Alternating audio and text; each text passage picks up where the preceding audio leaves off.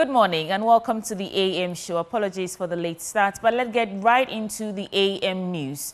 Starting with, to ensure potential errors are identified and rectified, and also to equip young voters to avoid similar mistakes on December 7th, we organized a mock voting exercise to boost the electoral confidence of first-time voters. The Electoral Commission, along with other stakeholders, were present to address any issues that may arise. All right, so we just ended the simulation exercise right here at the University of Ghana, where we saw our first-time voters partake in the exercise. Now, I'm here with some of them, and I'm going to find out, with all what we've done today, are they prepared? Do they think they are prepared?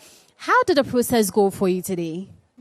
So today being the first time we taking the practical aspect, even though we are now preparing for the final day, I think it's very interesting, and then I will encourage that this will continue. So I got to realize that it's not you voting necessarily in the box, but as long as the voting stamp is like in alignment with the individual you want to vote for, your voting cast is valid. Now, we didn't do the simulation exercise on our own. We had a rep from the Electoral Commission to help us through it. I have with me Mrs. Amponsandu Takor. Do you think our first-time voters are ready with what you've seen here today? Yes, with what I've seen here today, I can confidently say that our first-time voters are ready.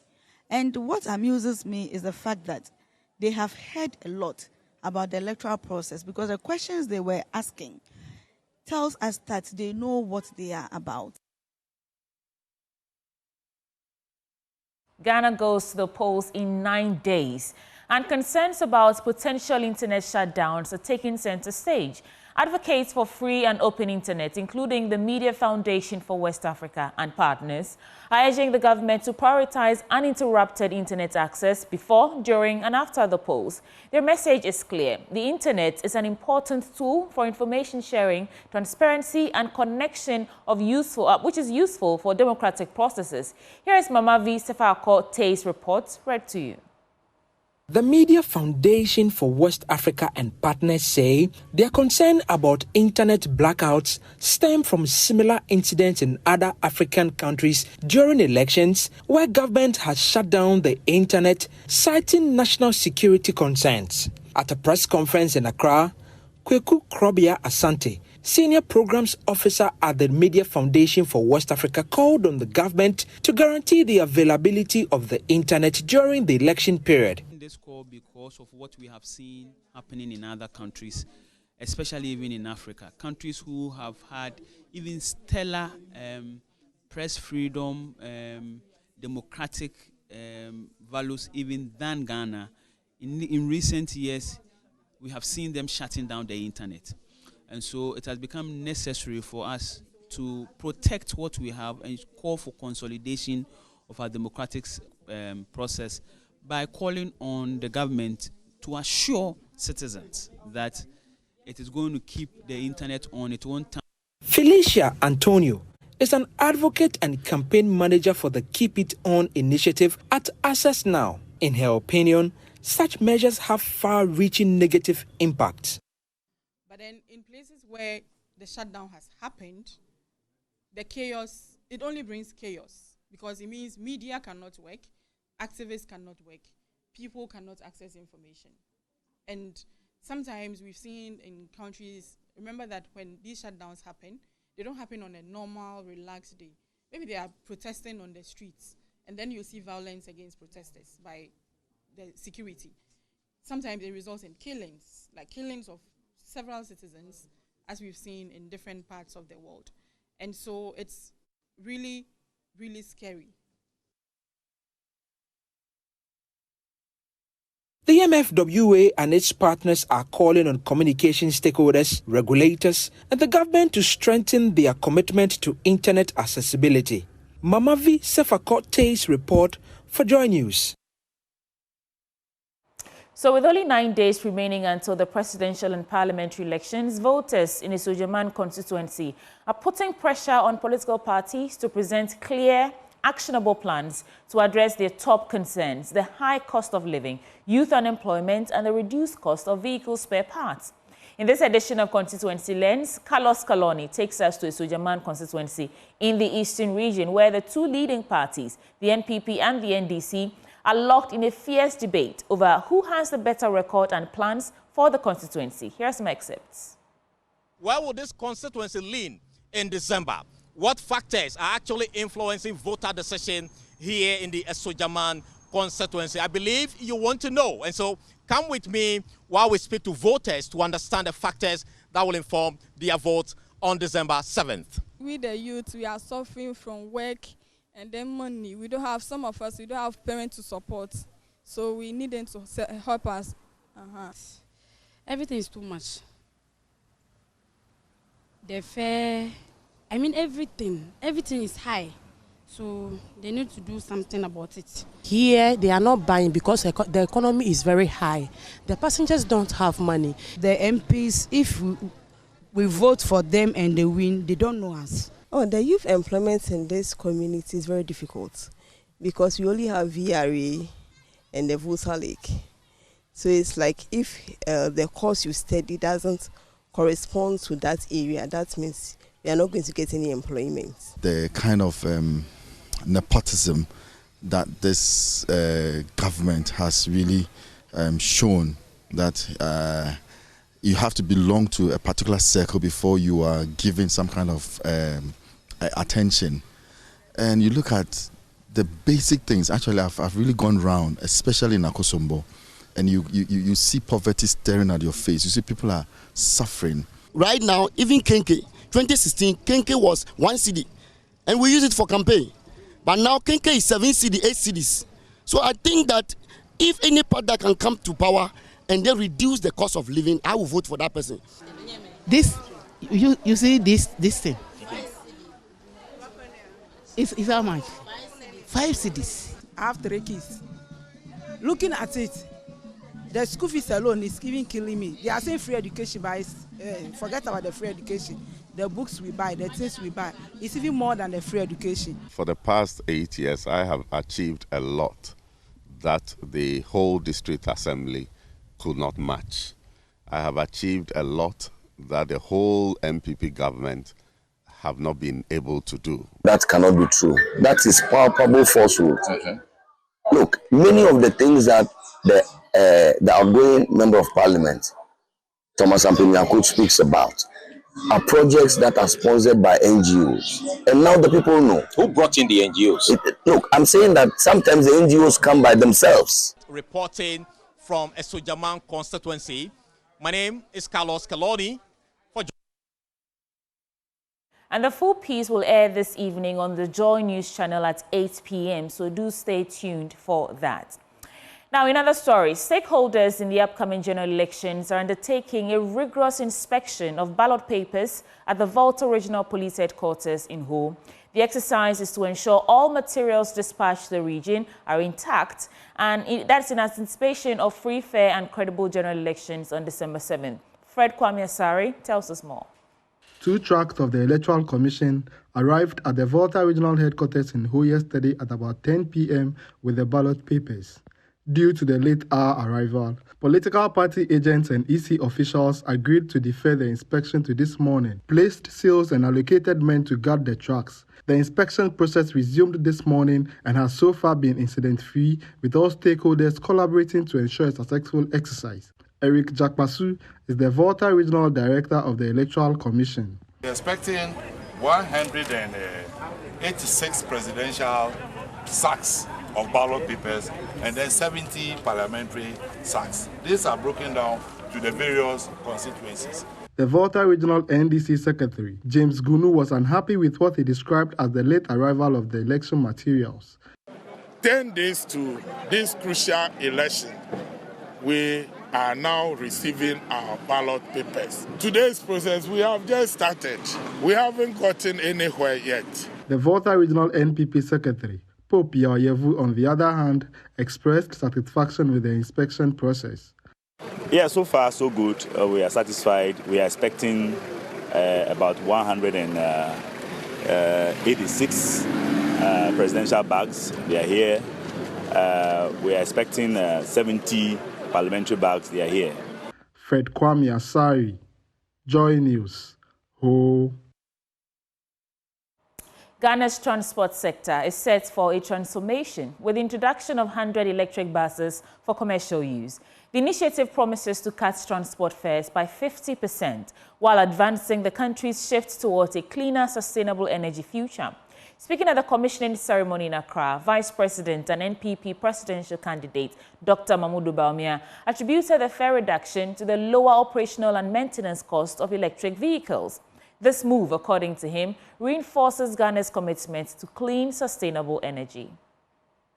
Vice President Mamudu Bawumia explained that the electric buses were acquired to make public transport affordable and advance the country's efforts towards transitioning to clean energy. Unlike diesel and petrol-powered buses, the electric bus has significantly reduced fuel and maintenance costs, making it more affordable. Dr. Bawumia emphasized that the introduction of these eco-friendly vehicles will lead to a remarkable 50% reduction in transport fares while reinforcing Ghana's commitment to clean energy and sustainability. The use of fossil fuel-powered vehicles, its impact on climate change and air pollution are no longer distant threats, but urgent realities that demand immediate action. Distinguished ladies and gentlemen, the economic benefits of using electric buses cannot be overemphasized. Electric buses, as we know, offer lower operating and maintenance costs compared to conventional diesel buses. The use of the electric bus will therefore translate into more efficient use of resources and cut operational costs by about 50% to the benefit of passengers. Dr. Bawumia was hopeful that the electric buses will revive the fortunes of Metro Mass Transit, the company charged to manage the vehicles. Metro Mass will be better positioned to enhance services, lower transport fares, and invest in fleet renewal and expansion efforts. Ladies and gentlemen, while the benefits are promising, the success of this project relies heavily on commitment to robust and continuous maintenance.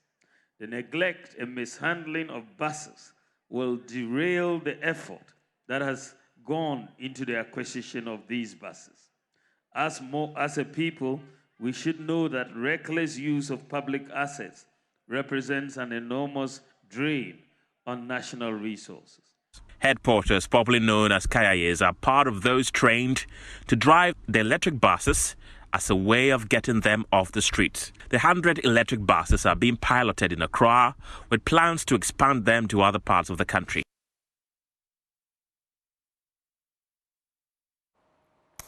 Now, as the general elections approach, there is growing pressure on presidential candidates to pledge their commitment to combating illegal mining, popularly known as Galamsey. According to the Forestry Commission, 34 out of the country's 288 forest reserves are under threat due to Galamsey activities. At a forum themed Unpacking Galamsey, Uncovering Treasures in Responsible Mining, Kenneth Ashigbe, coordinator of the Media Coalition Against Illegal Mining, renewed calls for candidates to sign a Galamsey pact. Here is Collins Rimpon's report, read to you.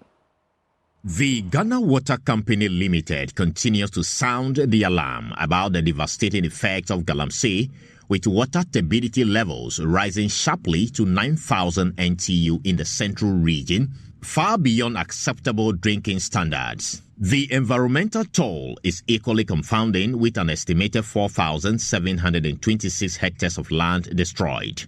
During the forum, Kenneth Ashigbe called on presidential candidates, particularly from the NDC and the NPP, to publicly sign a pact to demonstrate their commitment to eradicating Galamsey. Today, the Ghana Coalition Against Galamsey has sent a letter to the presidential candidates. We're inviting them to sign a pact. He insists that any candidate who refuses to sign this pact must be seen as an enemy of the state. But that's why this time we're bringing the media on board and saying that this is what we're going to do.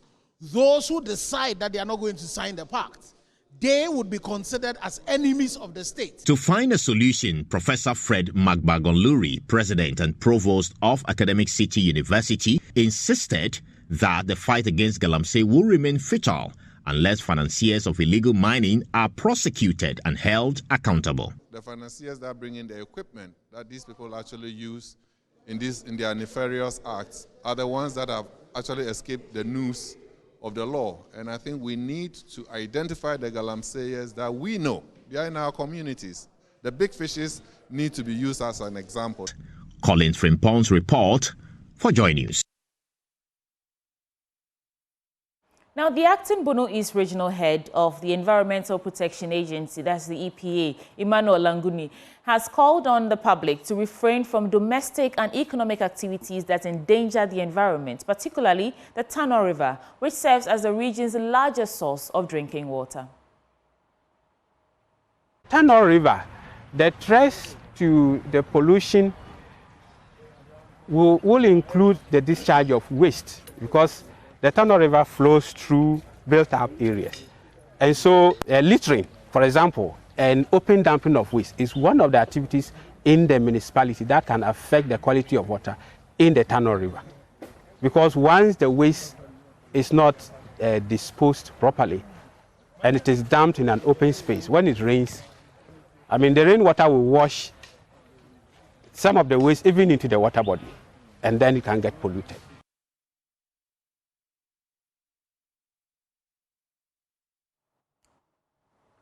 Welcome to Business. In our first story, Senior Finance Lecturer at the University of Ghana Business School, Professor Eliklimi Komla Agboyo, is questioning the acceptability of the Bank of Ghana gold coins currently on sale.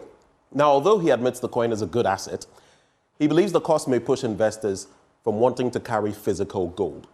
You will need at least 11,188 cedis to get a quarter ounce. Commenting on the latest development, Professor Agboyo was doubtful about its impactful value on the city. He spoke to Joy Business. So this is a good asset from a theoretical standpoint. It's a good asset to add to your portfolio. But the question is are investors ready now to hold physical gold? Now, if you are buying gold, it gives indirect exposure to the dollar. Okay. Yeah, it gives indirect exposure to the dollar, like I just explained. All right. So instead of buying dollars, investors could actually purchase this investment and still get some exposure to the dollar. But the key thing is, will it really affect the value of the cedi? Exactly. I don't think we know at this stage, because we don't know the volumes that may be involved. Will investors actually be receptive and hold large volumes of this investment? If they do, then it will reduce pressure on the cedi. If not, it may not have any significant effects. Now, more financial institutions are accepting movable assets as collateral for loans. That's the verdict the third quartered collateral registry report released by the Bank of Ghana actually came forth with. The following report has more. The development is a departure from what often happens in the past when it comes to collateral for a loan. This is because financial institutions used to depend on buildings and land as collateral for loans. However, it appears challenges in disposing these assets when people default have now been a major challenge for these financial institutions. Hence, their decision to fall on assets that can easily be liquidated. The collateral registry showed that individual borrowers constituted the largest recipient of the secured loans, representing a significant jump from what was recorded in the same period for last year. It also emerged that patronage of the collateral registry has picked up strongly for the third quarter of this year.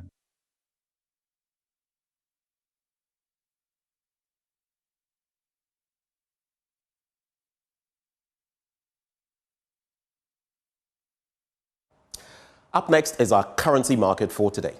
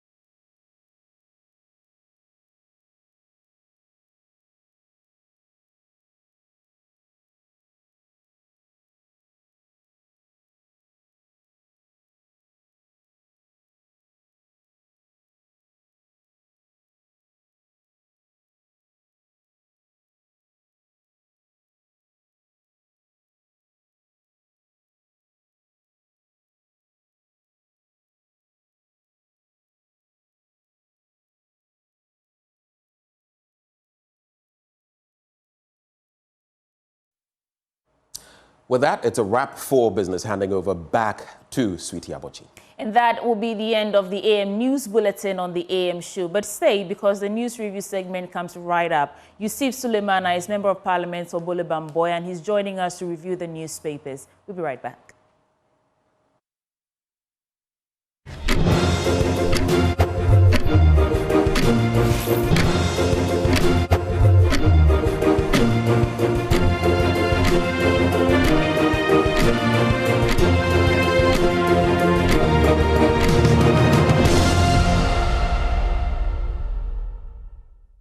You're live on the AM show on Joy News, your home of independent, fearless, and credible journalism.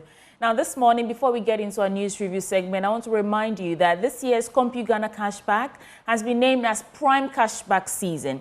And it's packed with incredible deals and exciting surprises. This Prime Cash CompuGhana is bringing you exclusive discounts, prime savings, and awesome surprises when you shop products from any of their branches nationwide. You can find products from your favorite brands like Samsung, LG, TCL, HP, Lenovo, Dell, Media, Nasco, Huawei, and many more. And what's more, visit any of CompuGhana branches nationwide and enjoy exclusive discounts on all products. CompuGhana has a wide range of IT-related products. You know, you can find mobile phones, electronic products like laptops, printers, desktops, television, fridges, home theaters, air conditioners, gas cookers, and many more. So what's more amazing is this year's Prime Cashback with CompuGhana has got great prices with instant gifts and cash prizes for your shopping experience. When you shop at CompuGhana this season, be on the lookout for the surprise team. You answer a question correctly and win instant cash and gifts. You deserve this opportunity too, so rush to CompuGhana now. The promo runs from now till December. You can also visit www.compughana.com or simply call 0302 752 020 for more information. Benjamin is in the studio with me and tells you more. Well, I'll be telling you about Medicas Hospital. To live is one thing, it's good. But to live if you're not healthy, what is that? And that's why I want to introduce you to Medicas Hospital, a modern healthcare facility built with your recovery in mind. They have spacious wards built with your family in mind. They also have a warm and caring pediatric unit built with your children in mind. And they have assembled some of the brightest minds in medicine, led by Dr. Yosafo, the drive-time doctor, to serve you. They also offer general medical services as well as specialist services in plastic surgery, obstetrics, gynecology, child health, urology, psychiatry, and eye care. Additionally, there's a comprehensive medical diagnostic service encompassing endoscopies, medical laboratory services, x-rays, and scans. And if you want efficacious, safe medicine, they have a 24-hour pharmacy ensuring you'll receive exactly that at affordable prices. Now, they're also bringing to you the most powerful medicine of all, simple human kindness and empathy. And they pride themselves on holding themselves to the highest attainable standards.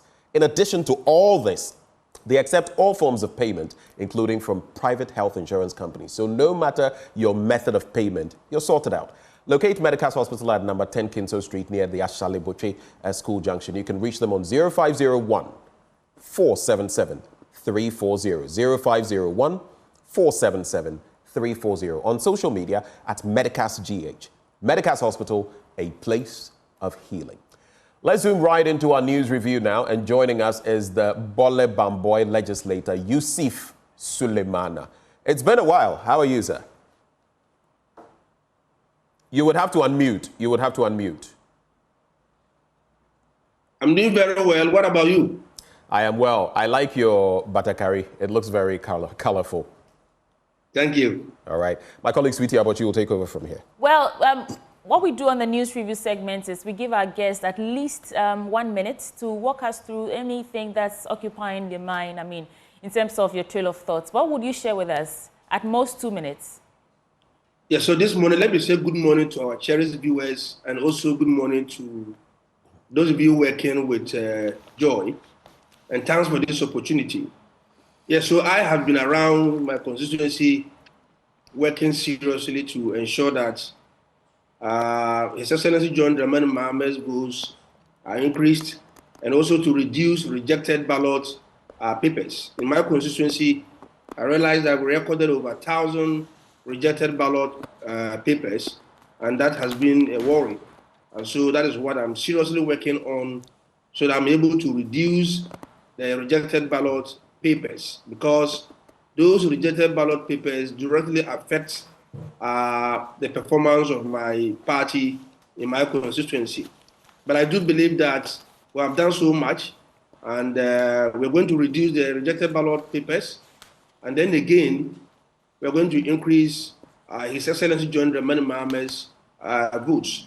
In terms of performance, I think that I've done very well, but I leave judgment to our constituents.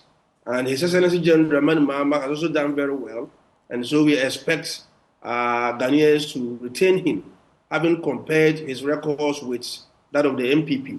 So this is what is occupying my mind. Right. I'm just working hard and praying that come 7th December, Ghanaians will vote for His Excellency John Dramani Mahama to reset Ghana.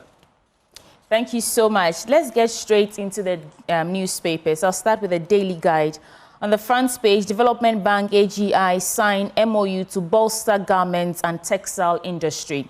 Pursue actions that will sustain nation's peace, says Togiapede, telling stakeholders. At Graphic National Development Series, 2024 elections will be best ever. That is the EC saying 97% eligible citizens on voters register. We'll get into that story right away. Springfield Afina Field appraisal confirms oil flow, and COA Global Peace Mission partner to promote peace and security. But let's start from the story from the Electoral Commission. The Electoral Commission has assured Ghanaians that it will conduct the best polls in the country's history in the 2024 general election. It said with more than 18.7 million eligible Ghanaians, representing 97% of all those eligible to register as voters, captured in the current voters register, the EC had compiled one of the most comprehensive electoral registers anywhere in the world. I'll come to you, sir, for your reflections on these stories, but let me quickly run through the entire paper. It's very thick. It's as thick as it comes today. Interpol clamps down on cybercrime. Arrest over 1,000 suspects in Africa. Interpol arrested 1,006 suspects in Africa during a massive 2-month operation clamping down on cybercrime that left tens of thousands of victims, including some who were trafficked, and produced millions in financial damages, the Global Police Organization said last Tuesday. In Mali arrests 4 senior employees of Canadian mining company. And let me skip to the story from Togbi Apede. He says, pursue actions that will sustain nation's peace. Togbi Apede of the Asogli State has called on the major actors in the December 7th elections to pursue actions that will sustain the peace in the country after the elections, insisting that they should stick to the truth in everything they do. Skipping to what he says here, quote, for the first time in our history, government has defaulted on its debt payment with serious consequences for many of us. We've seen pensioners lose their savings. We've watched so many things happen. Some of the worst things I could not have imagined. He was, however, quick to add that life must go on after December 7th, since the election could not be a do or die affair. In other stories in the Daily Guide newspaper, GPCC and others hold Peace March. The youth wing of the Ghana Pentecostal and Charismatic Council and other youth groups last Saturday embarked on a walk in Accra to drum home the need for peace before, during, and after the upcoming elections. And 26 peace ambassadors trained in New Jabin South. I cannot go through everything, of course, but on the back page, government rolls out free dialysis treatment December 1st. We dealt with this story extensively, and hopefully on Sunday, we'll see how that unfolds. Any of these stories pique your interest? What will be your reflections on it, sir? Yeah, so the issue of EC giving us an assurance that they're going to conduct one of the best elections this year is of interest to every one of us in this country. It is of interest because as a people, we want peace. And we think that we should be able to go through this election peacefully. And so we continue to live as a people even after the 2024 general election. And so if they are giving us assurance, that is good to hear. We only want to emphasize that they should walk their talk. They should be free and fair in whatever they do. and they should also consult major stakeholders in order to ensure that, they get the buy-in of everybody. I am aware that they've rescinded their decision to restrict the coverage of the 2024 general election. The earlier directive they gave, where they were going to restrict reportage by selecting some media houses, was very unfortunate. And I'm happy that they have rescinded their decision. What were they trying to hide? Allow journalists to report, and report accurately. What they should be insisting on is telling journalists to report what is happening on the ground and not to fabricate stories. But to have gone that length to say that they were going to restrict the reportage to some selected media houses, for me, was an abuse of their power, and also was not going to give us the kind of democracy that we all want, because the media play a very important role in reporting whatever happens in this country. Right. And especially when it comes to election matters. Okay. Thank you so much, sir. Ben? Well, let's get into the Daily Guide newspaper. Election 2024, military will be at flashpoints. That's according to the task force. I'll get to the details of that story. Baumia outdoors electric buses. Nana thanks Otum for COCOBOT adopts soilless seed production technology. That's an interesting one.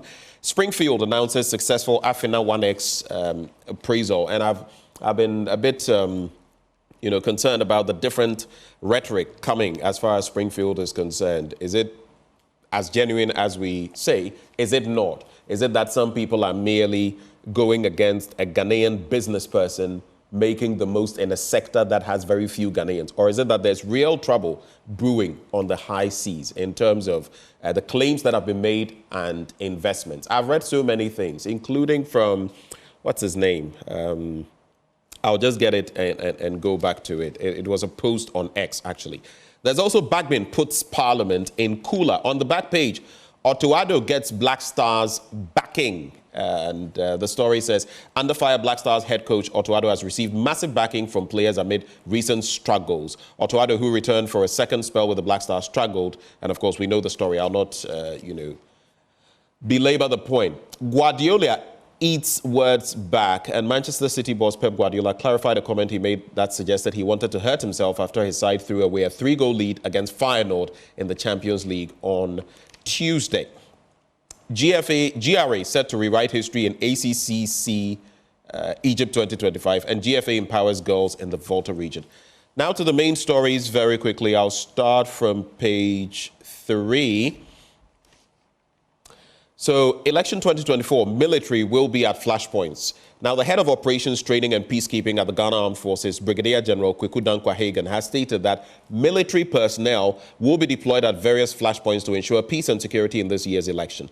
Speaking at the National Election Security Task Force meeting with the University Teachers Association of Ghana, Brigadier General Hagan said it had become crucial for military personnel to secure electoral polling stations to ensure the integrity and transparency of the electoral process while maintaining peace and order during elections, particularly in areas prone to violence or instability. Then on Bagbin putting Parliament in the cooler. The Speaker of Parliament, Alban S.K. Bagbin, has declined a request by the majority in Parliament to recall the House for a 2-day meeting to address outstanding government business. Now, I'll pause here and come to you, Yusuf. The point being that, especially on the Bagbin bit, your party's chairman, Asiedun Ketia, started by saying, you, the legislators from the NDC side, don't set foot in Parliament. Kasielato Forsen, the leader, also came to say the Speaker shouldn't recall Parliament. Now, we hear Dr. Rashid Draman saying that, look, it was because of how the matter was dealt with in the Supreme Court that, the Speaker is also exercising his powers or exercising certain rights. How do you respond to these? First of all, let me thank Mr. Speaker for that decision. He is the head of Parliament, and he is the one who has the right by the Constitution and also by our standing orders to recall Parliament. However, we also have a right to petition him to recall Parliament when there's the need, according to the standing orders and also according to the constitution of this country. And so the MPP side of the House decided to recall Parliament. We went and they decided not to appear. Yusuf, we know the antecedents. We know what has happened. I'm just asking for your take on the matters as they stand now. For example, when Rashid Rahman says the Speaker's refusal is due to the Supreme Court's interference in parliamentary affairs. I mean, react to it from that standpoint. Yes, so I was just trying to give you a background for you to know that this is not the first time they've recalled Parliament, and when it was necessary, Speaker recalled Parliament. So if today he is saying that he will not recall Parliament, then it means that there's something which has necessitated that decision. That's what I was just trying to compare. When there was a need, when he saw that it was necessary, when he saw that the recall was of relevance, he recalled Parliament. But in this case, he has looked at the timetable very well, and he's saying that recalling Parliament will not be in the interest of this country. And so he has decided that he's going to invoke his right to say that, given the timing, he will not recall Parliament. And that for me is very laudable, and we must all applaud him. I read the statement from the Speaker who said that looking at the number of items they wanted to discuss and the window, it simply wouldn't be even possible to deal with those items, over 20 of them, in 2 days.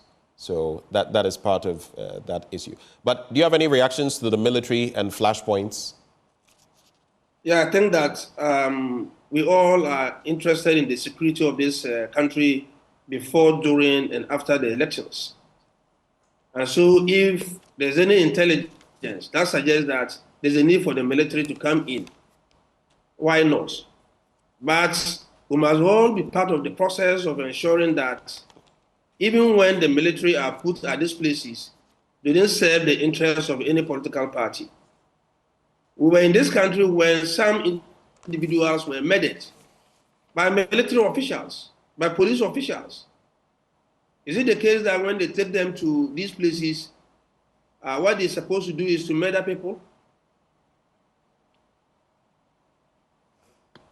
Hello, Suleiman. Hello, Yusuf. Yes. Yeah. So, am I online? Yes, we can hear you. Okay. So I do think that if they want to they want to be at the flagship areas, why not? But we must all be informed, and we must all know why these places are classified as violent-prone areas. I was told somewhere along the line that the Savannah region is a violence-prone area. And I was just wondering, is it the whole of Savannah region or some specific places? And what criteria are they using to select these violence-prone areas? All these things must be made clear. And if these issues are made clear, for me, I do not think that is bad if they think that their presence will ensure that there's peace, their presence will ensure that there's transparency. But if you look at what happened previously, sometimes you tend to have your reservations when the military is coming in, when in actual fact, it should have been the work of the police and not the military. Right. So let me just quickly bring in these ones. Free dialysis projected to last 10 years, NHIA CEO. You remember that conversation we had with him, and I posed that question. The Daily Guide newspaper captures it. But it was, I don't know, the way they put it, it's not like it's going to last 10 years. It was meant to, I asked him whether with the systems in place, in the next 5 to 10 years, we could still have it running just as it is, holding everything equal. And that was what, constant, and that was what he responded. It's not that it's going to last 10 years as a whole. Then Cocobot adopts soilless seed production technology. It's called Miracle Grow Potting Mix, and I think that's something to be celebrated. The story is on page 9 of that newspaper. I just got interested in this last story. It's on the international front. Mother who kept baby hidden in drawer for 3 years jailed. And I read it somewhere, I think on the BBC. A mother who kept her baby daughter in a drawer under her bed for almost 3 years, has been jailed for 7.5 years in Britain. The woman, who cannot be named for legal reasons, was jailed at Chester Crown Court in northwest England after the judge said the child, who was discovered weeks before her 3rd birthday, had endured a living death as a result of her mother's terrible secret. It broke my heart to read this story, and no child deserves that. That's just it for the Daily Guide newspaper. Right. I have the New Republic, and I'll do 2 stories here on human rights, and then I'll come to you, sir. So on the front page, saga of Emirates boss kidnapped, chaos over CCTV footage. NIA chief on a hook sells NIA's Nissan pickup to himself at a bargain price. On the Emirates airline manager's kidnapping, NDC demands probe. And one-man commando, Bagbin finalizes coup, dribbles Supreme Court executive and the NPP. It's an interesting way to couch it. You just got into that story, so I'll skip that. But let me start with the saga of Emirates boss kidnapping. And I won't do everything in the story. They say that questions are emerging as to whether the said CCTV was active at the time of the incident. We understand that everything happened in the full glare of CCTV. And while some are speculating that the footage may have mysteriously vanished, others say it appears that the camera may have been faulty. But revelations from eyewitnesses paint a vivid picture of individuals posing as military and police personnel abducting Sylvia before escaping the scene in a van accompanied by a Toyota Tundra. We all know the story. Now the NDC is demanding a probe. So the National Democratic Congress has strongly denounced the recent abduction of Madam Sylvia Patience-Bam, the Emirates Airline Airport manager in Accra, by members identified as operatives of the national. And we have to put out that the National Security have actually put out a statement denying their involvement. They said it's not the operatives that were involved in that, but they are conducting investigations. But the NDC is asking that the Inspector General of Police to promptly conduct a thorough inquiry, emphasizing the need for accountability and justice. Now, I said human rights because in a similar case, armed men police raid Good Morning Ghana live TV show. Yesterday, it was all over the place. A group of unidentified armed individuals accompanied by uniformed police officers disrupted the live airing of Metro Television's flagship program, Good Morning Ghana. And that is on Wednesday morning. The incident occurred around 9 a.m. I want to skip all this because we all know. The EC's directive stipulated that only a limited number of media outlets would be accredited to. Okay, this is just giving us background on all that. It's just details of the story. And, well, this is the story I want to. I think it's interesting. Mahama and Mills's sons to serve as polling agents on election day.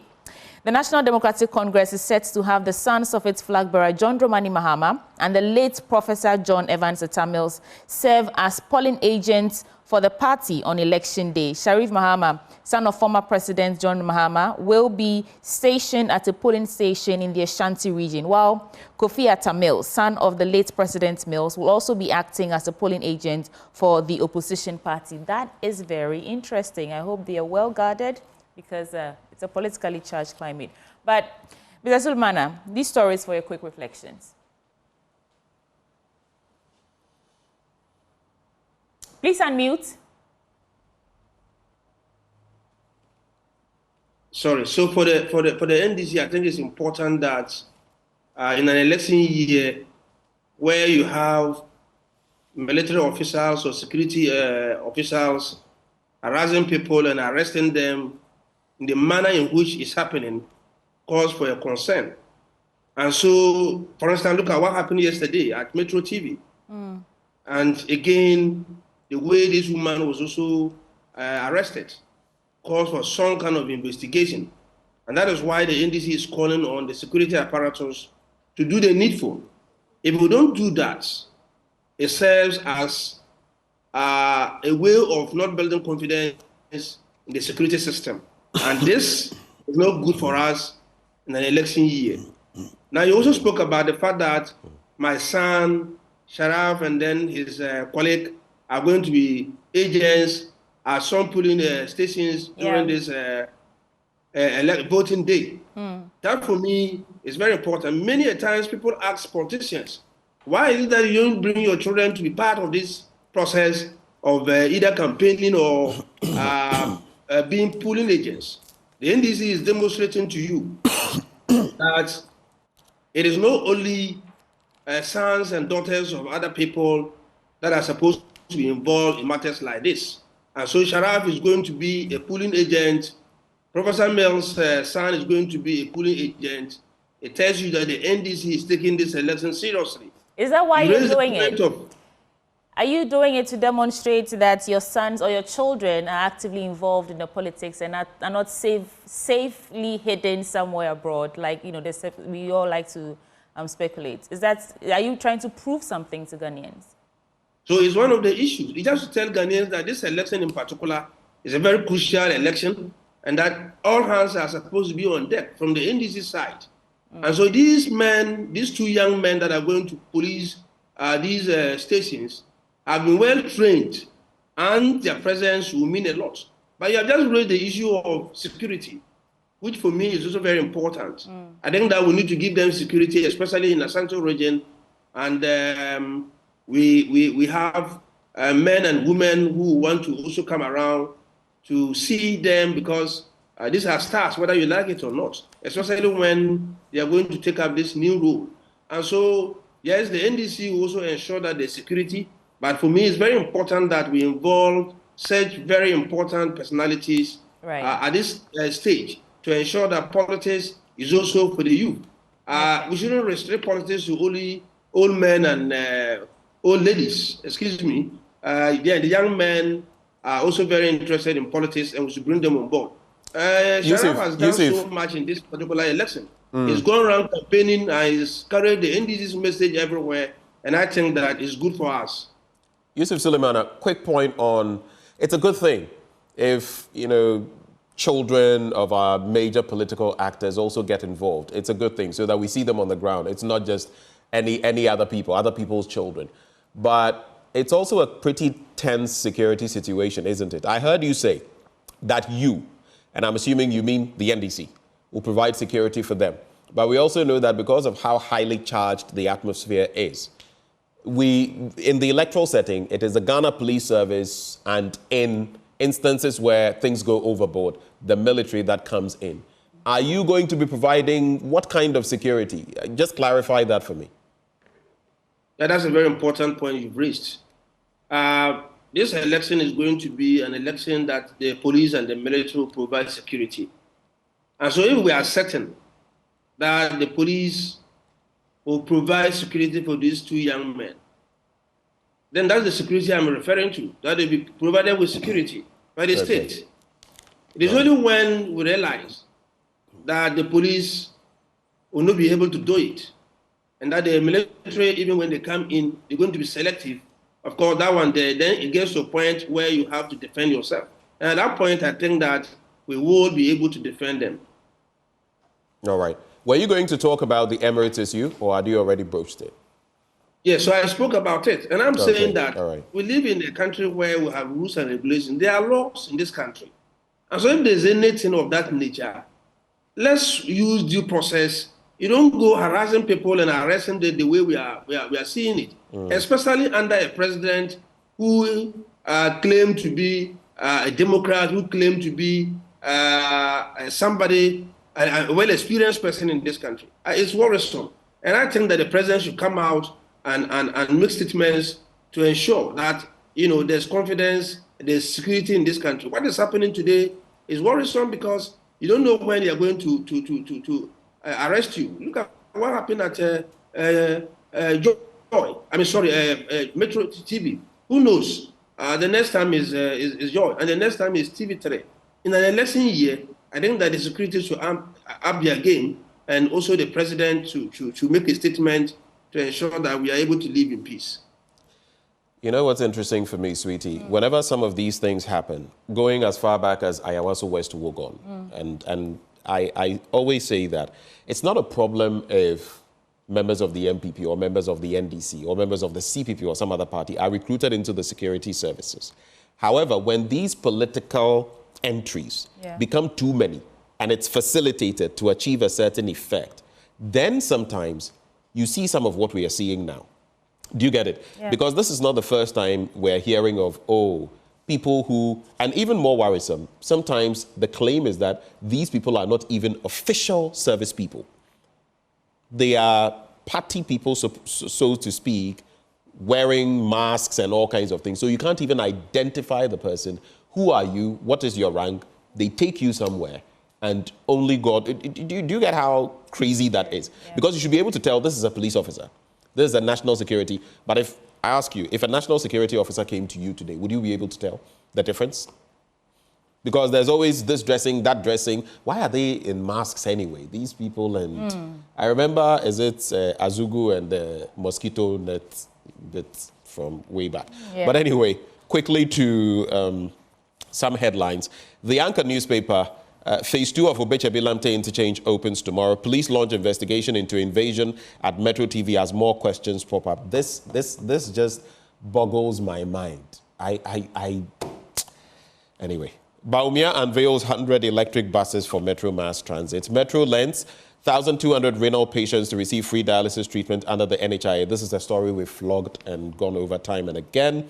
And there's Ghana Link bosses bag major awards at World Business Leaders Congress 2024. There's also Political Digest. Baumia will enhance free SHS policy according to NAPO. And, all right, so it's a lot of... That's it. The Business Analyst, leasing companies record lowest lending rate of 13.8%, but MFIs have highest lending rates of nearly 50%. That's according to the Bank of Ghana. GJ and EC trained journalists ahead of December 7. Polls, U.S. Embassy opens new Education USA Advising Center at Osu. And Ignite Media Group condemns armed attack on Metro TV premises. The people behind these attacks on the media should bow their heads in shame. And in addition to all that, you see, all these things will happen. And then we'll act surprised when the indices come, and then we are falling when it comes to press freedom. Over to you, Suleimana. Any quick thoughts, Yusuf? Yes, so the issue of Baumia will enhance free senior high school policy. Why are we waiting for our children to suffer, for our children to eat? But I was in Ballot Senior High School, and my brother, I was an eyesore. You have children eating gari 3 times a day, and we are not concerned about that. We are talking about Baumia now coming to enhance free senior high school policy. What is happening now is what we should address. These futuristic policies that we're looking into, when indeed those that we have started, we are unable to implement them, and implement them well, is for me very deceptive. Whatever we are doing now, we must be able to do it and do it well. And then when you are promising people that you will enhance it, then we can listen to you. Nobody is against free senior high school. The NDC government is going to continue with it. The NDC government, we have reviewed it, and we have seen some lapses. And we have not hidden this from government. We have told them several times that, look, this policy, if we do it this way and that way, it will be better. They refuse to listen to us. And now they are saying that the vice president, the sitting vice president, is waiting to become a president before he enhances the policy. And that for me is deceptive. And so they should take Ghanaians serious. Let's see them do something with respect to the challenges that we are facing with the free senior high school. Then we can now listen to them when they are making further promises. And so they should give us a break. Free senior high school has come to stay. Free senior high school started a very long time ago, and we are all in it, and we are going to ensure that the challenges that the NDC has identified with it will be addressed. And that's what we should be talking about. All right. I'll just sneak in this bit right before we cap it off. I'm curious, since you are in that constituency, Bole Bamboy, and of course, you are in the constituency that the former president was actually MP or legislator for. What is happening there, especially ahead of the elections? What's the movement? What is happening in Bole Bamboy? Bole Bamboy is peaceful. Campaign is going on vigorously. I have touched base with almost all the communities. And my message is very simple. The NDC is providing them with free health services at the basic level, all CHIP compounds, polyclinics, at all levels they are going to get free medical services. And that is resonating very, very well with them. I've been telling them how we intend to continue with a free senior high school policy, and the people are happy with it. I've been telling them about our farmer service centers, and the farmers are very happy with it. I've been telling them about the fact that the NDC is going to bring on board Women's Bank, and some women are going to benefit, and they're happy with that. What I'm also doing is educating them as to how to vote and vote very well. Because in my constituency, like I said earlier on, you have a lot of rejected ballot papers. In the last election, for instance, we recorded about 1,354 or so rejected ballot papers. And so I've designed some simple education tools, and that's what we are using in local languages, and also asking the people to practically vote so that we correct the errors. And that's what we've been doing, and I can tell you that we are going to reduce the ballots that are going to spoil drastically, and we are also keeping up the interest of the people to come out on the 7th of December to vote and vote massively for His Excellency John Dramani Mahama and my good self. Most of their needs, I mean, we can't solve all, but most of the pressing needs, we are addressing them. For instance, the issue of water. Almost every community in the Bole Bamboy constituency, I can tell you on authority that I've drilled boreholes in almost all the communities. Right. I'm now mechanizing some of the boreholes.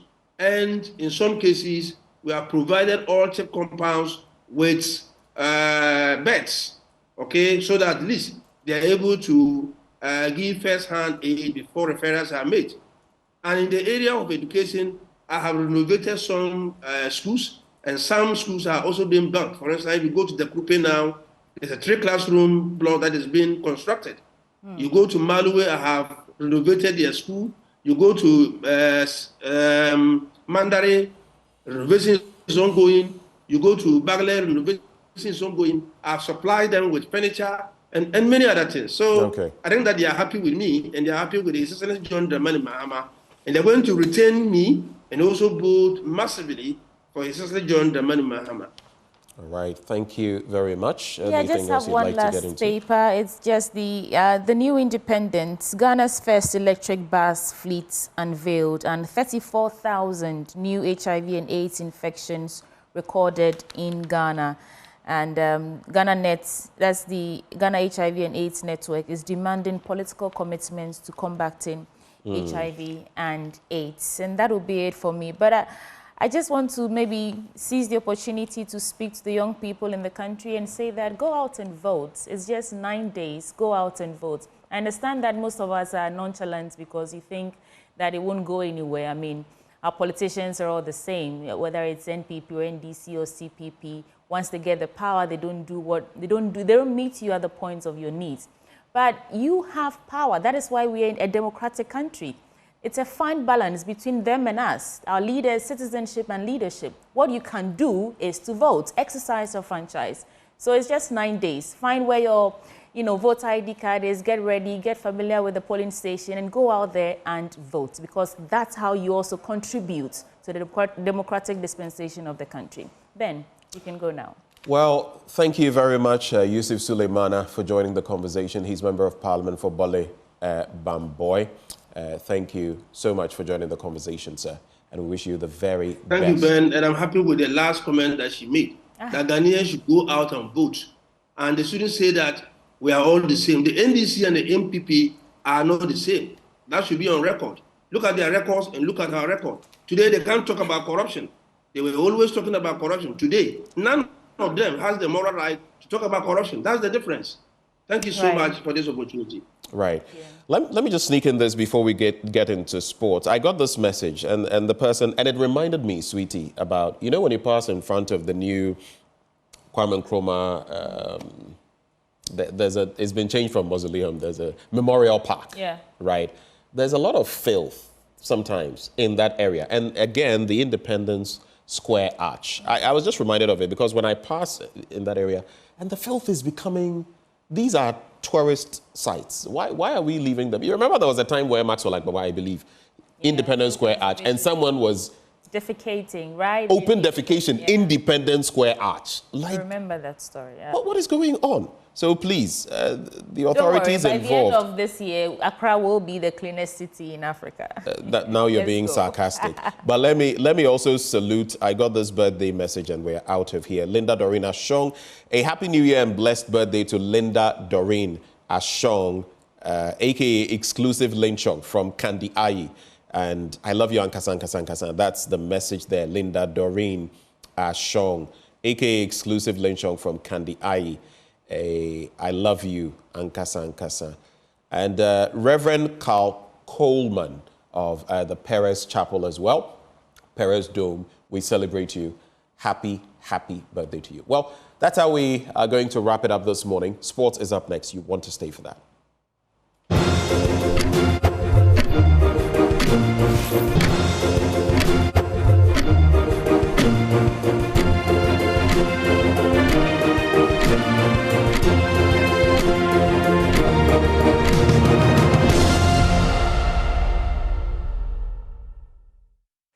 Good morning, everyone. Welcome to AM Sports here with me, Muftau Nabila Abdullahi. On Wednesday, the Executive Council of the Ghana Football Association held a second meeting to discuss issues relating to Ghana football. One of the topical ones was in relation to the future of head coach of the Black Stars, Otto Addo. And we are made to understand that the football governing body is still decided on the future of the former Borussia Dortmund assistant coach, because following that meeting, the Executive Council was still divided, with a chunk wanting Otto Addo fired immediately, whilst others also said that firing him did not make any financial sense because they still owe former Black Stars coaches C.K. Akuno and Chris Hughton severance packages. And the other thing that those who are kicking against the decision to sack Otto Addo gave is that they said that the consistent changes in the technical personnel of the Black Stars has not helped the cause of the country in terms of its desire to compete against the best at the highest level of global football. Hence, Otto Addo should be maintained as head coach of the Ghana Football Association. So in the end, the Ghana Football Association decided that they will engage further, including politicians, especially the Ministry of Youth and Sports, and other stakeholders before deciding on the fate of Otto Addo as head coach of the Black Stars.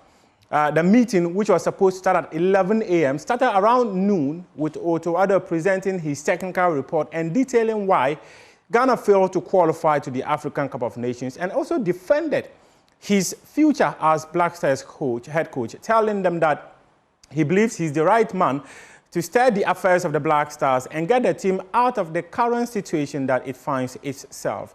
And after his presentation, he left the meeting for the Executive Council to deliberate further or discuss further and reach a conclusion. However, they were not able to do so. We are also made to understand that some people within the Executive Council meeting left while the meeting was still ongoing. Hence, they couldn't get the total numbers required to be able to vote and take a decision on the future of the Black Stars head coach. Hence, their decision to engage further, consult further, and also take a decision on the future of Otto Addo as head coach of the Black Stars. But prior to that meeting, Joy Sports was made to understand that the president of the Ghana Football Association had held consultative meetings with some former leadership of the Ghana Football Association and also some Executive Council members, just to take their thoughts on what they think of Otto Addo as head coach of the Black Stars. However, it appears that consultative meeting did not give him the perfect inkling he needed on the future of Otto Addo, hence their decision to consult further. And also, in that conversation, the Ghana Football Association agreed that they are going to reschedule or postpone Ghana Premier League matches because of the upcoming general elections scheduled for December 7. So the Ghana Premier League, the Division 1 League, as well as the Women's Premier and other competitions under the umbrella of the Ghana Football Association will all go on break until the elections are over. The GFA, in a statement which was published on their website, detailed the times that these events would be happening and when they expect them to return after the elections on December 7th. So the GFA statement said that the Ghana Football Association want the Ghana Premier League, the Division 1 League, and other competitions under the umbrella of the Ghana Football Association to take a break because of the general elections. And that the further details on the website of the Ghana Football Association had said that other details on the website of the Ghana Football Association had said that the GFA calendar for the 2024-2025 season indicates that the Ghana Premier League 2024-25 season, the Access Bank Division 1 League, the Malta Guinness Women's Premier League, and all other competitions will take a short 1-week break after this weekend's FA Cup run of 64 games. March the 6th of the Malta Guinness Women's Premier League and all other matches for the upcoming national general election, the Ghana Premier League, Access Bank Division 1 League, and other women's competition will return on December 13. That is the details as published by the Ghana Football Association on its website. Let's take a look at the results of the UEFA Champions League matches. This is match day 5. And as you can see, Real Bull Salzburg, they won their game 5-1 against Stuttgart. Sturm Graz won 1-0 against Girona. Aston Villa and Liverpool played out a 0-0 stalemate. Bologna sat at home and lost 2-1 to Lille. Celtic and Club Brugge also played a 1-1 draw. And Dynamo Genk, they lost 3-0 to Borussia Dortmund. Liverpool also won 2-0 against Real Madrid. And Monaco, they were reduced to 10 men and they lost 2-3 to Benfica. PSV also won against Shakhtar Donetsk. So this is how the table stands. Liverpool sit at a summit with 15 points, followed by Inter, Barcelona, Borussia Dortmund, Atalanta, Leverkusen, Arsenal, and Monaco. So these are the top 8.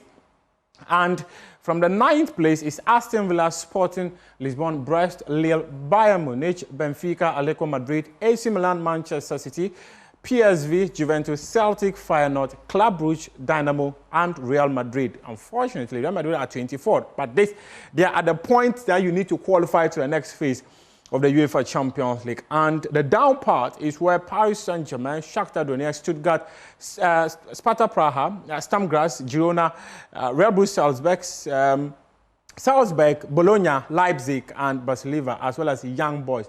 Young Boys, they have got 0 points. Barcelona have got 0 points. RB Leipzig, 0 points.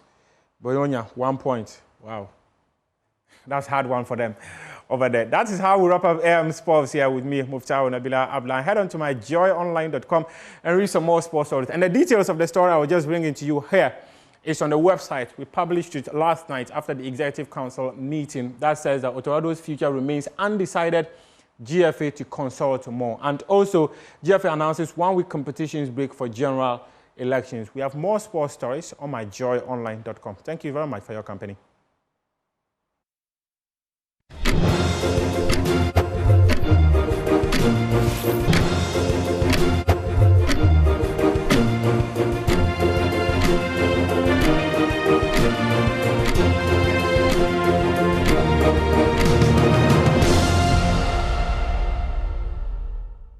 Welcome back on the AM show. Time now for us to get into our big stories. What is the significance of a peace pact? We've signed it many times as we've gone for the elections, but especially in this crucial election, what do we do with a pact like this? And how do we get leaders to sign on to it to ensure that we have free, fair elections, but of course, peace at the end of the day? Well, today we have a conversation on precisely that. We're joined by the Executive Secretary to the National Peace Council, George Amo. We'll also have representatives from some of the major political parties joining the conversation as well. But if we have George Amo on board, let me say a very good morning to you, sir. Can you hear me, Mr. Amo?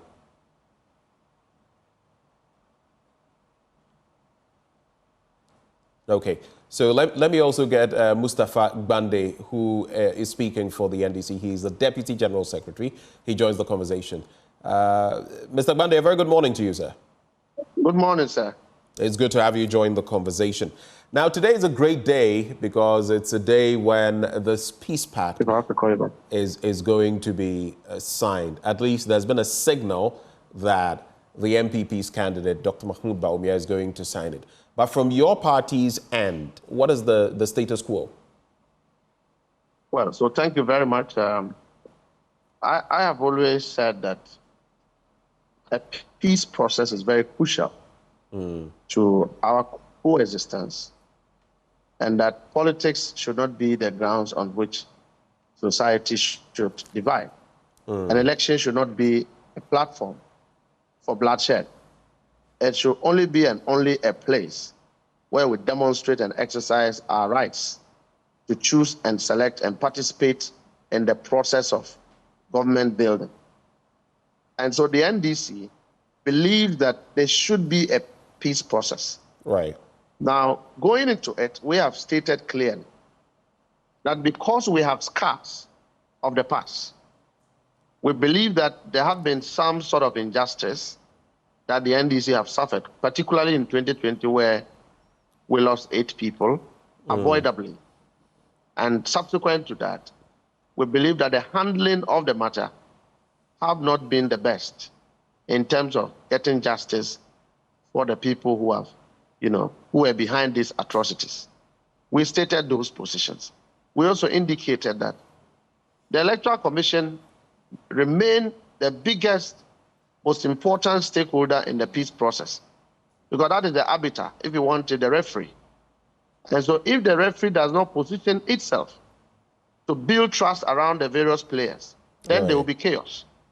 And so we expect that the Electoral Commission will acquit itself with professionalism, acquit itself in the position that will build trust and rally steam from various stakeholders. One, by ensuring that we have credible, we have trustworthy, we have transparent processes being put in place to ensure a violent-free election. Because the violence that occurs, usually disagreements ensuing from the work of the commission is what precipitates the violence. So if the commission does its work so clear that all stakeholders know what to do, then I can assure you that no political party will even endorse violence in the election. Now, beyond this, the NDC has a candidate who is a former president. And you know his nature and his personality. He is one who believes that we must build a society that contains all individuals, a Ghana that will contain NDC MPP, a Ghana that will protect its people. President Mahama does not stand for dividing society against itself. And so he has committed to say that if there's anything that he will do to win the election devoid of violence, we should rather stick to that approach to ensure that we go in, present ourselves to the people of Ghana. You cannot struggle to impose yourself on the people. If the people say they don't want you, they don't want you. If they like you, they will vote for you. And so we should go there and present our people, but ensure that we are vigilant at every polling station where the status quo is to maintain what we know in the law, that a voting should take place, one man, one vote. You vote, you can stay there, you can go home. Counting should start. Nobody should fictitiously try to steal. And same must be declared in favor of who have won. That is the strategy of the NDC. And so that is exactly what we are going to do. But beyond that, we believe that the police must be up and doing to ensure, and I'll repeat, to ensure that there are no infractions. Infractions are dangerous. Where people infiltrate into the security arrangements, come to give some sort of additional force to a particular political party, be it NDC or MPP, to perpetrate an electoral action is fraud, and that the police must guard against it. The NDC is well fortified, and I can assure you that we are fortified to go to every polling station, maintain vigilance, ensure that the right thing is done.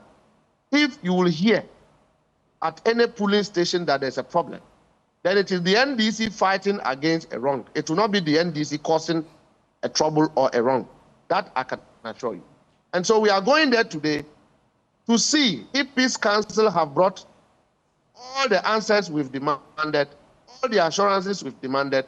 I believe that we will quickly sign to give the people of Ghana the assurance that you are free to walk to a polling station to cast your vote in favor of any president you want to be elected. That you will do so without anybody attacking you. You will do so not with the mentality that we are at war, but with the mentality that we are going for an election. And that is what the NDC stance is. Interesting. I mean, this peace pact has been spoken about time without number, and there have been concerns about whether your end will be signing the peace pact. But you made a comment about the Ghana Police Service, and a short while ago, I was even reading an article from them where the IGP has been talking about what measures they've put in place. You spoke about security. The IGP says the Ghana Police Service is 95% ready to conduct the elections. They are also actually introducing a reward system for election informants. Do you feel convinced, even before we come back to peace, because it's also part of it, are you convinced with the posturing of the Ghana Police Service? You brought them up a short while ago. Just a quick one on that. Well, I think that for me as a student of security, election matters and security matters are not for you to convince, because the issues are running. There are incidents that occur, and you may never know where the incident is prepared from. But the police should rather demonstrate readiness to combat any unlawful conduct from any individual, be it NDC, be it MPP, be it PPP. When the police give that assurance, then I can tell you that the process is security-proof. And that is what the NDC have done. We will not start anything. We will not allow anybody to start anything. And when I gave the assurance to the IGP that the recent demonstration we did, we're going to comply with the police.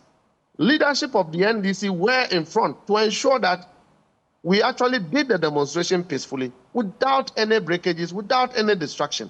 That is what we are going to do in the election. We have the army. We have the people. We will be vigilant.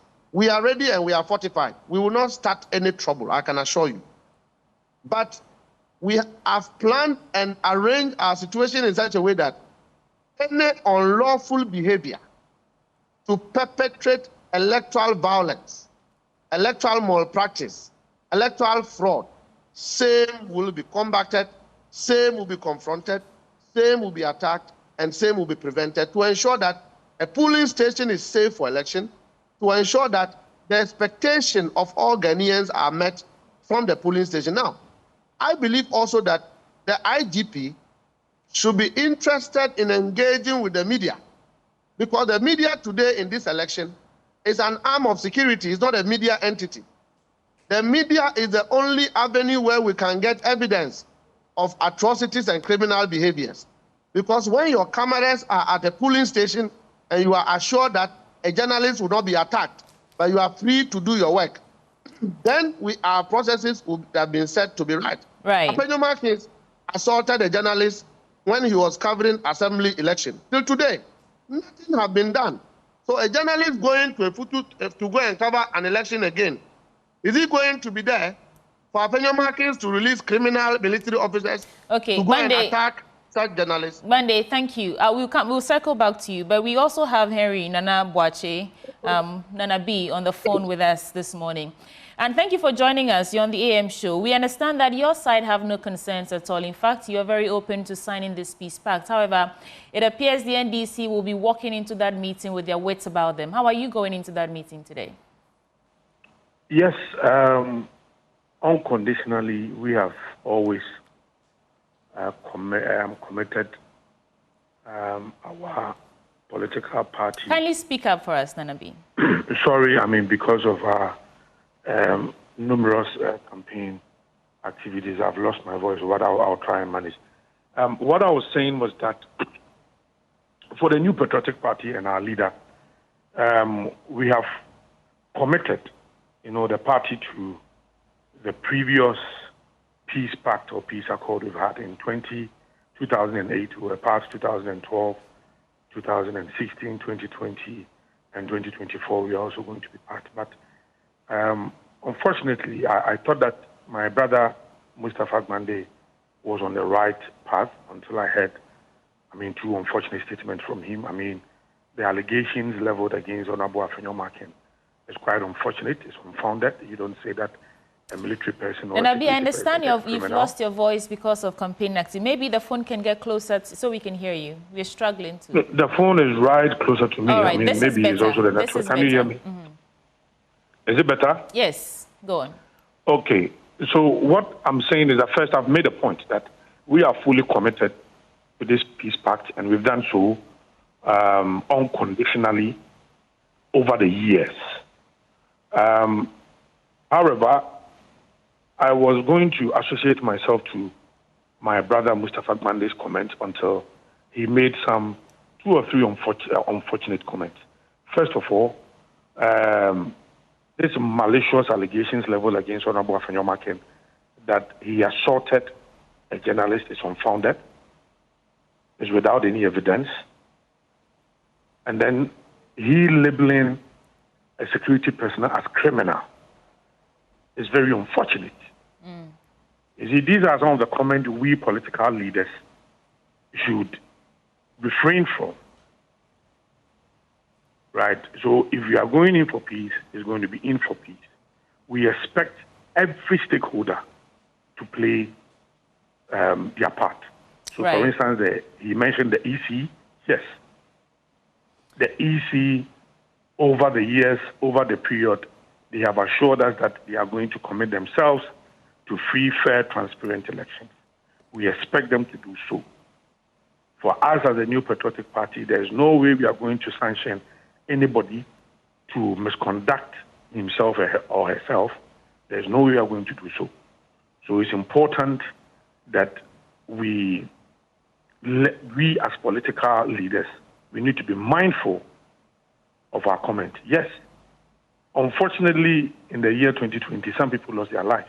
But these are questions we need to ask the IGP. But the moment we cloak it with MPP, NDC colors, yesterday I heard a lady member of the NDC on Asempa FM saying that NPP killed to win the 2020 elections. The moment you do so, you have dissolved the entire matter into partisan waters. Right. And you are likely not to have a very favorable outcome. Right. Look, the IGP is seized with the investigation of these matters. So we must go to the police for where they have got into regarding the investigation of these matters, but not to, recklessly blaming and calling out names. Because, you see, killing somebody is a criminal activity.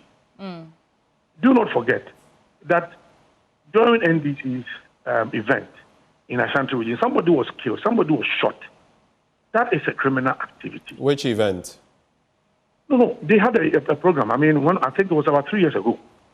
At the original office, somebody was shot and killed. So you yourself just said that... The moment although it was an MPP activity, the act that ensued is a criminal act. So anytime it happens, we as political leaders, we must undress these issues out of the MPP NDC process. All right. Nanabi, hold for me for a second. You yourself just said that that is a criminal activity or a criminal offense, someone be shot dead and all that. And it's not too different from the demands that the NDC are making going into this meeting, hopefully to sign the peace pact. In fact, they're asking for the implementation of recommendations from the Ayawaso West Wogon Commission, justice for the victims, those 8 people who lost their lives, addressing electoral irregularities, Electoral Commission transparency, presidential commitments, and inclusion of key stakeholders. So some of these have not been met, although they say they are going in to see if the Peace Council has brought them answers. How are you preparing to deal with it in case the NDC decides that all their demands have not been met and they're not going to sign? How are you preparing to deal with that? First of all,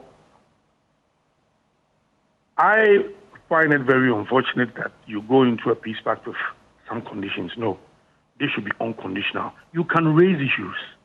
We've done it on several platforms. Look, in 2008, we committed ourselves to this. We did not attach any conditions. You can raise issues. In 2012, we were not in power. We raised issues about security. We raised issues about the Electoral Commission. Yet it was not a condition for us whether to commit ourselves to the pact or not. In the year 2016, we were not in power. We had issues. We raised issues. We had even gone for demonstrations, and we had issues with the police.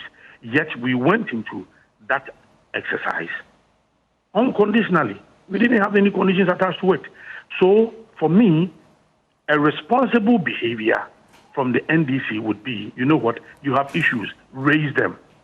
Let the appropriate institutions deal with them. But the moment you attach these conditions, that because of AB, then we can also do the same. We can go back and cite issues from Tripoli. We can also do the same. So go into this if you are fully committed to peace. Indeed, if you mean it, go into it unconditionally. But then you can raise these issues. You can always criticize the Electoral Commission. You can raise these issues to the police service. That where have we gotten to with the investigation? But if you say that you are coming today and you are going to ask questions on the floor, and if the questions are not answered, then you cannot be part of it. If you are comfortable with the answers, then you'll be part of it. Then it means you are not fully committed to the exercise.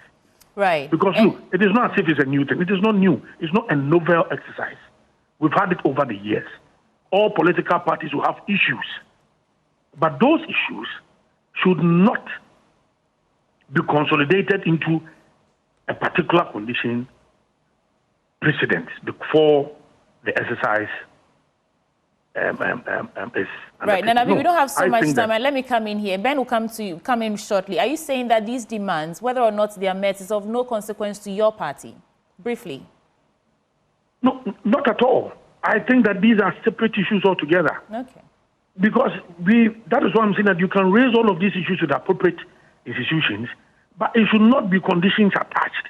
Right. That look, if I don't get favorable responses to all of these issues that we have raised, then we will not be part of the peace accord or the peace pact. All right. It should not be. All right, Nanabi, hold for us. We'll be wrapping shortly. But let's also bring in Most Reverend Matthew Jamfi. He is president of the Ghana Catholic Bishops' Conference. Your Grace, thank you for joining the conversation this morning. Most Reverend Jamfi, if you can hear me. Hello. Good morning to you. Yes, I do hear you. Yes, yes. Okay, you sound a bit far. Yes. I do not know why. Maybe you could get the telephone close to your mouth just a little bit. Please come again. Okay. Hello? I'm struggling to hear you, so I'd wanted you to maybe draw the phone closer a little so that we can hear you better. Yes, okay. It's better now, yeah. Okay. What are your expectations? Today, the signing of that peace pact is supposed to happen. The National Democratic Congress still has issues in respect of some things they want. We know of those issues already. What are your expectations ahead of the signing today? Well, our expectations are that all the political parties are going to agree to this peace pact, which is a further encouragement and assurance to Ghanaians that we are going to have a peaceful election, and the results of the people's vote are going to be accepted. Whoever wins, we are going to accept. And there are not going to be any rejections and violence, and I will not accept the elections any further. I think that is the meaning of signing this peace deal.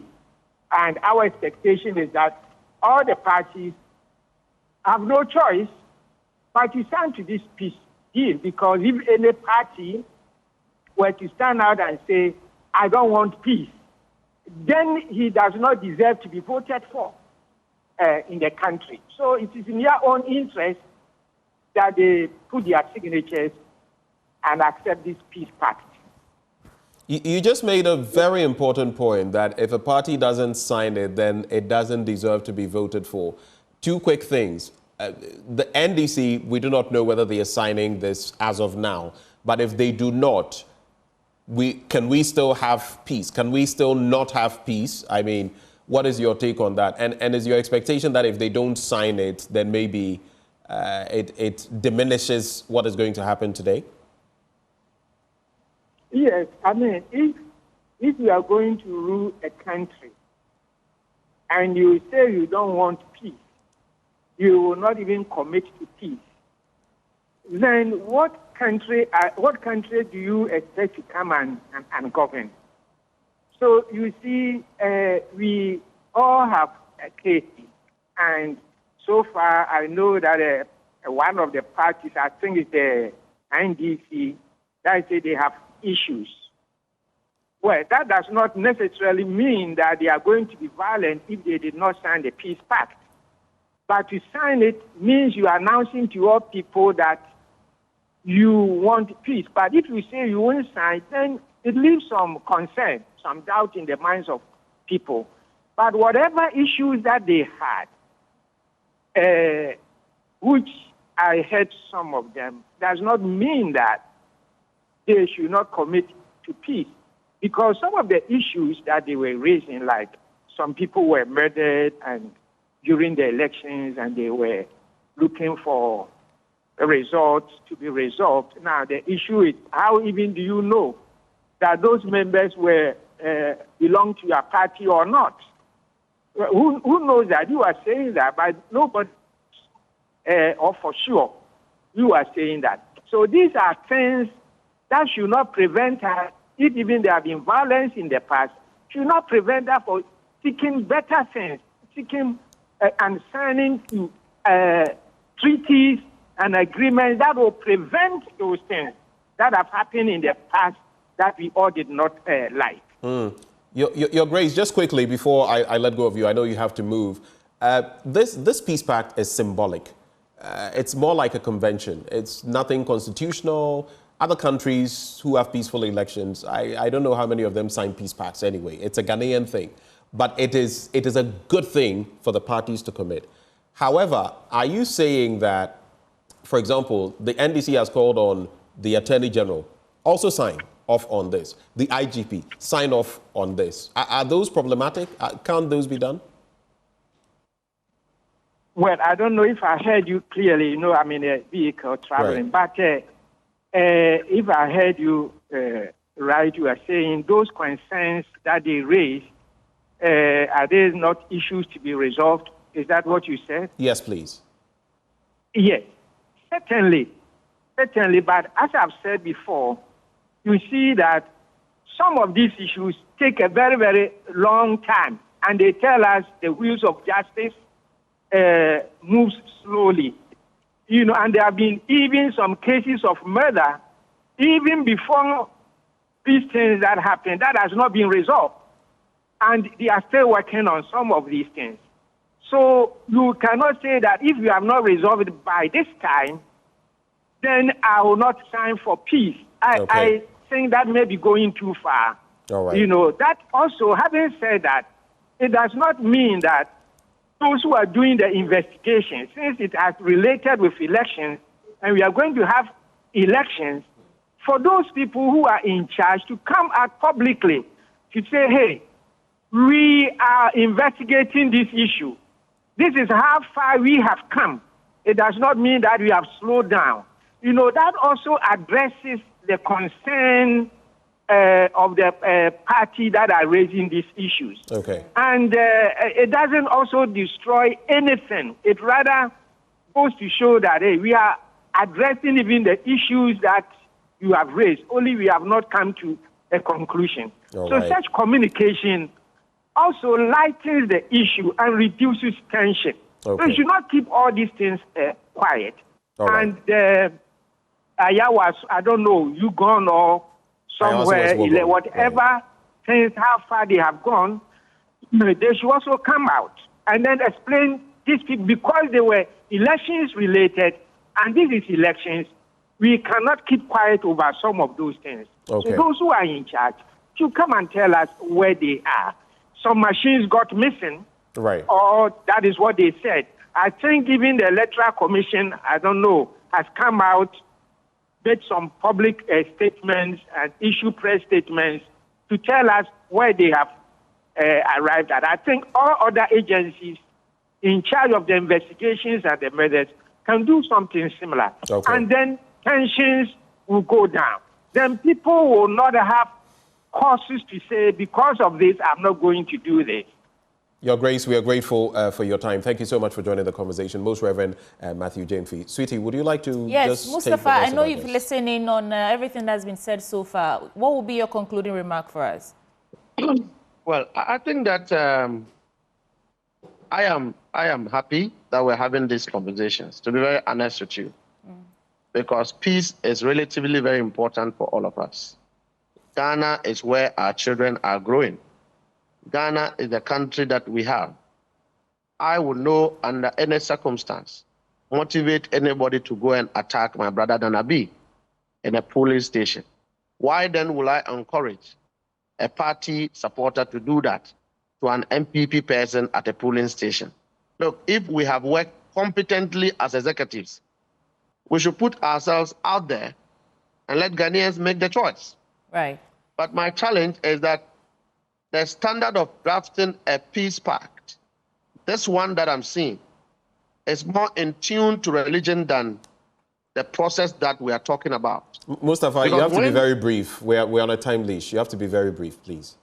Well, then I won't go into it. But let me just react to one thing. Nana B, we were here when we had assembly elections, and a journalist who was recording some atrocities at a polling center was attacked by certain individuals wearing military uniforms, not sanctioned by the Army Command, at that polling station, who assaulted the journalist. You don't think that is criminal? Okay, we have to go, Mustafa Gwandi. Thank you so much. Nanabi, in about 30 seconds, we'll take your final word. If we still have Nanabi, this is your time. 30 seconds and we're gone. Yes, I'm saying that I would associate myself with the comments from the man of God. Look, we need to go into this exercise unconditionally. And that is it. All other issues, we have state institutions mandated to handle such matters. We should direct these issues to these institutions, and I think they will resolve them. All political parties should commit themselves to this peace pact, and that is the way forward. All right. Thank you so much. For the New Patriotic Party, we are fully committed to the peace pact, unconditionally. Thank you so much. That is Henry Nanabuachi. He is the national organizer of the New Patriotic Party. We also spoke to Mustafa Gbande, that is the Deputy General Secretary of the NDC, as well as Most Reverend Edu Jemfi. He is the... Most Reverend Matthew Jemfi, actually. Yes, Executive Director of the National Peace Council. But before we go, Ghana, get ready for the biggest giveaway from Syntex Tank. Syntex is giving 15 communities free water. And this is just to say thank you for making us the #1. Now, do you know that Syntex was the first to introduce double-layer tanks, many colors, and white inner layer tanks in Ghana? So if it is not Syntex, forget about it. Not be any tank, be tanko. If you're a community and you want to benefit from the Syntex free water giveaway, then simply log on to their social media handles across all platforms. They are Syntex Ghana, and nominate your community. The more you nominate, the better chances you have of Syntex coming to your community. Remember, it's SINTEX, Syntex Tank. Syntex, a strong, a tough.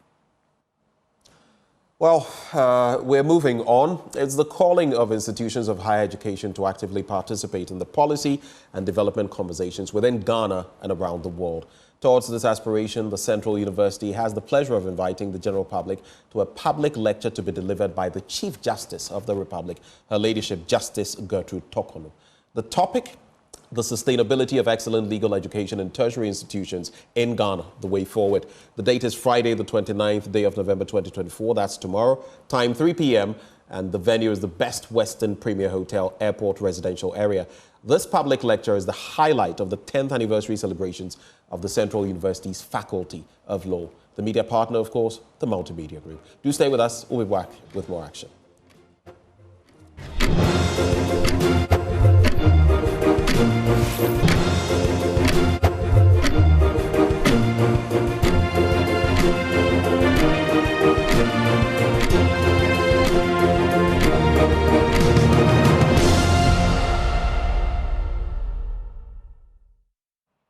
You're still watching the AM show, and if you've been following us from last week and this week, you realize that we've been engaging some of the brands that exhibited at the Joy Prime Made in Ghana Fair. In the studio with me this morning is Ashi Galloway. He's CEO of Drive EVGH. Welcome to the program, Mr. Galloway. Hi there, sweetie. Good morning. Good morning. Good morning to your viewers. Yes, please introduce us to Drive EVGH and tell us what you do. Okay, so Drive EVGH is an electric vehicle company. We're a dealership that deals in all manner of electric vehicles. We sell, manage, and maintain electric vehicles for our customers and corporate companies. Right. Electric vehicles have been a subject of conversation in recent days because of the government's initiative to bring electric buses and all that. But what inspired you to venture into this business? Is my crave for sustainability, helping the climate, and also saving money, basically. I've been a keen advocate for climate causes, so it was natural to just levitate to this place. We started with a renewable energy company called Urban Plug Energy, where we do solar systems. And then that pivoted to Drive EV Ghana Limited. And now we're also doing X-Charge EV Ghana Limited, which is a company that deals in the infrastructure for electric vehicles. Okay. So we're going to be setting up charge networks so that people can not just buy cars from us, they can also charge their cars wherever they are. So let's talk about that. What are the core services that you provide as we speak? You just spoke about charging ports, right? Yes. So tell us about some of the core services. Okay, so Drive EVGH is one company. Right. We now have a sister company called X-Charge EVGH, where X-Charge EVGH sets up the infrastructure, the charging infrastructure. Okay. So if you go into Joe, we put a charger there, there's one in Cantonment, so you can charge your car. Then we also have a third company called Urban Plug Energy. So with that, we do renewable energy stuff. So with that, you can charge your cars using renewable energy, even making it cheaper than grid. Is it cheaper than the other ones we are used to? Yes. Fuel. So fueling the car, you will save at least 70% on what you're spending on petrol using electric. Okay. Tried and tested. So last week we took one of our cars and we drove from Accra to Takoradi. We charged the car for 80 cedis. And when we got to Takoradi, we still had 136 kilometers left. So when you do the calculations, it actually took us 56 cedis to drive from here to Takoradi, which is even cheaper than your VIP fare. Wow, and all you need is electricity. Yes. How is the Ghanaian market accepting or receiving this? A bit of mixed feelings. Those who are aware are jumping onto it. Some other people, we're creating the awareness. We're giving them knowledge on how it works. People do not understand how you charge it. They don't get the concept. So we're teaching people on how to do it. And with that, we also formed another company called Plug Drive. So with Plug Drive, that gives you an app on your phone that shows you where you can go and charge, how to charge, and will give you notifications on how to maintain and manage your cars. Yeah, so we're doing the full hog of sustainability, right down from the energy you use to charge the car, managing the car, and how you charge your car. We're doing everything, 360. Fantastic work you're doing. So where are you located? Is there a number to call? Let's put all the important details out there. So we are in Chado. You can find us on www.drivevgh.com. You can find us on YouTube, Instagram, Facebook, all under under drivevgh.com. Okay. Drive so EVGH, across all social media platforms, Drive EVGH, yes. and then www.drivevgh.com. Wow. Yes. And also you can reach me on 0599 799 191. That's 0599 0599. Take your time and take it, 799 191. We can do it again.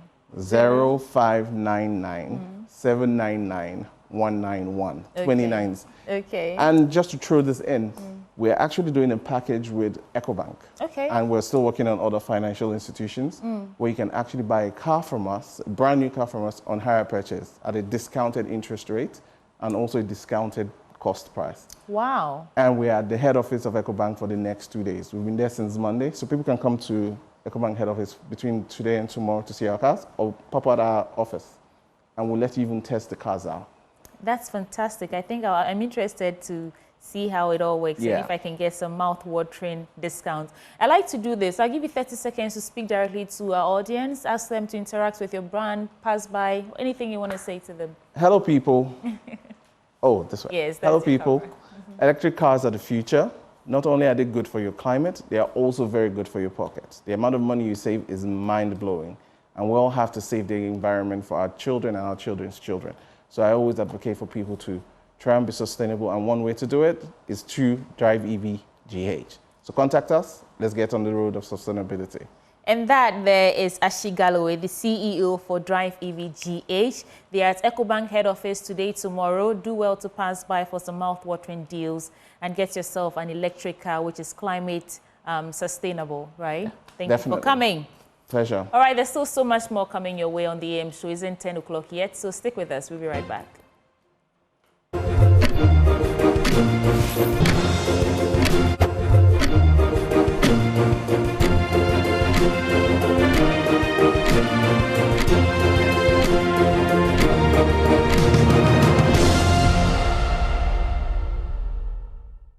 Welcome back on the AM show. Let's talk now about the Head of State's award scheme. I'm talking about His Royal Highness Prince Philip. But to tell us more about that, joining us in the studio, we have Robert Kwashi. He is Head of State Award Scheme, Gold Awards presentation. And that is Robert Kwashi. He's the Operations Officer for the Head of State Award Scheme. Thank you for joining the conversation. Thank you. It's good to have you. Now, tell us a bit more about this. It's all about education, learning, young people for development. But what is the Head of State Award Scheme? Okay, thank you very much. The Head of State Award Scheme program is an international award program designed for young people between the ages 14 to 24 years. It gives young people the opportunity, and it is the non-formal educational framework that provides learning opportunities for young people to find their purpose, place, and passion in life. I see. Yeah. And what is the role of His Royal Highness Prince Philip in there? His Royal Highness is the one that started the program in 1956.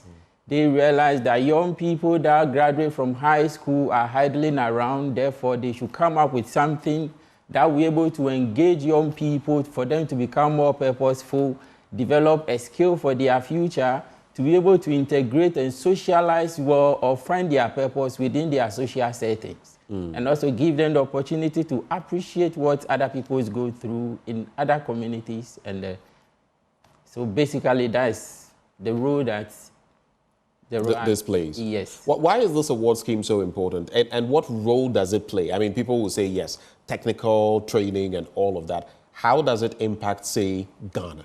It plays a very big role when we give it a very critical look. Because the award prepares young people. It gives them the opportunity. It makes them more employable.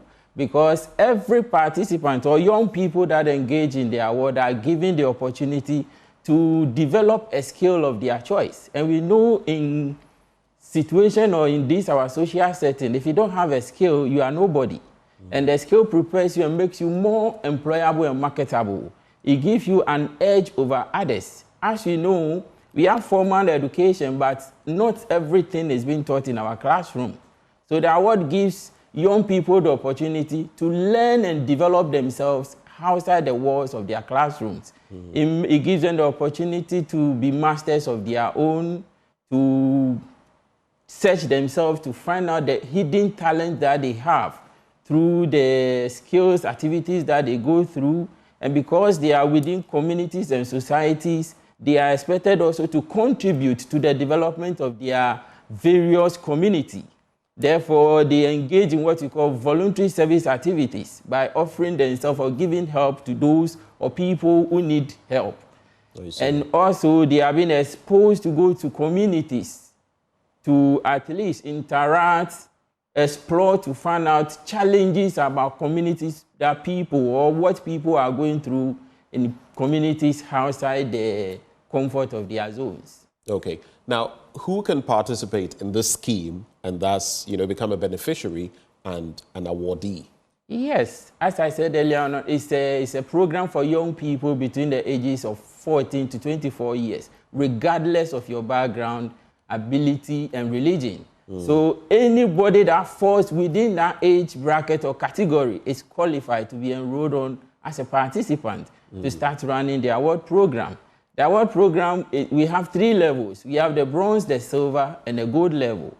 And at each level, the award requires that you have 4 sessional activities, which has been prepared in such a way that prepares participants to be well balanced or to be holistically developed so that they're able to face future. So as I said, they have to choose a skill of their choice. They have to undertake voluntary service.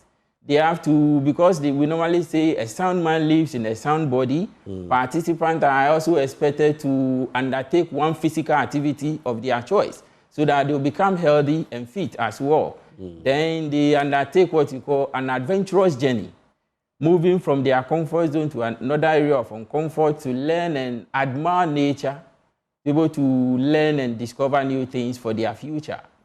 Yes. So these are all very interesting. I know tomorrow is the grand event, the Gold Award presentation. Last year, I was actually at the Jubilee House for this event, and it was pretty interesting. So tomorrow, is it still taking place at the Jubilee House? Yes, it's coming on live. It's starting at 5 p.m. 5 p.m. Yes, and the theme for this year's celebration is building the future, enhancing the skills of youth for employability. So building the future, enhancing youth skills for the future. Yeah. I see. And you're looking at what, 362 of them? Yes, from different, all over. They are from all over. Is it from all the regions of the country? All the regions. All the regions of the country. This is a national affair. So they are from most of the senior high school, other organizational societies like the Boys and Girls Brigade, the cadets, and I see. Before you take leave of us, I'm sure there are people watching us who also think, well, I would like to participate in this, young people aged between 14 and 24, and maybe even parents, for example. What can they do? How can they reach out to be a part of the Head of State Award scheme? Okay, first, if those that are far from Accra, we have operational officers within the various regions, which they can contact them, or they can go through our website, www.osagana.org. Could you slow down on that? And then when you say OSA, what's the spelling of the OSA? HOSA, that is Head of State Award Scheme Ghana. Okay, so www.hosa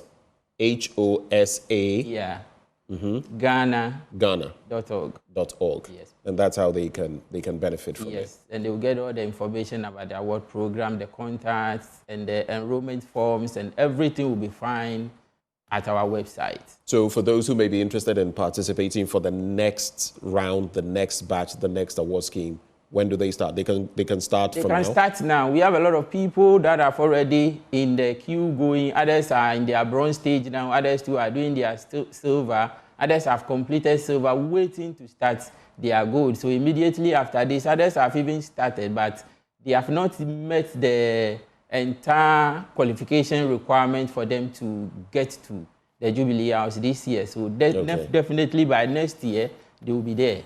All right. So to conclude the conversation, what can we expect to come tomorrow? His Excellency, the President, will be presenting these awards, among others. What can we expect? Oh, we expect a very insightful and impactful program, full of educative and full of encouraging. And it's a program also, as I said, that helps to reduce level of unemployment rate within the country. So as we celebrate our young people, we expect people to come around just to come and give them a support. Let's appreciate their effort that they've gone throughout the entire one-year program in doing the award program and celebrate them fully. Thank you very much, Robert, for joining the conversation. That is Robert Kwashi. He is the operations officer for the Head of State Awards scheme. He joined us for this conversation. The D-Day is tomorrow, the presentation of Gold Awards by His Excellency, the President. Well, that's how we cap off this end of the conversation. We'll be back with more action on the AM show. Do stay.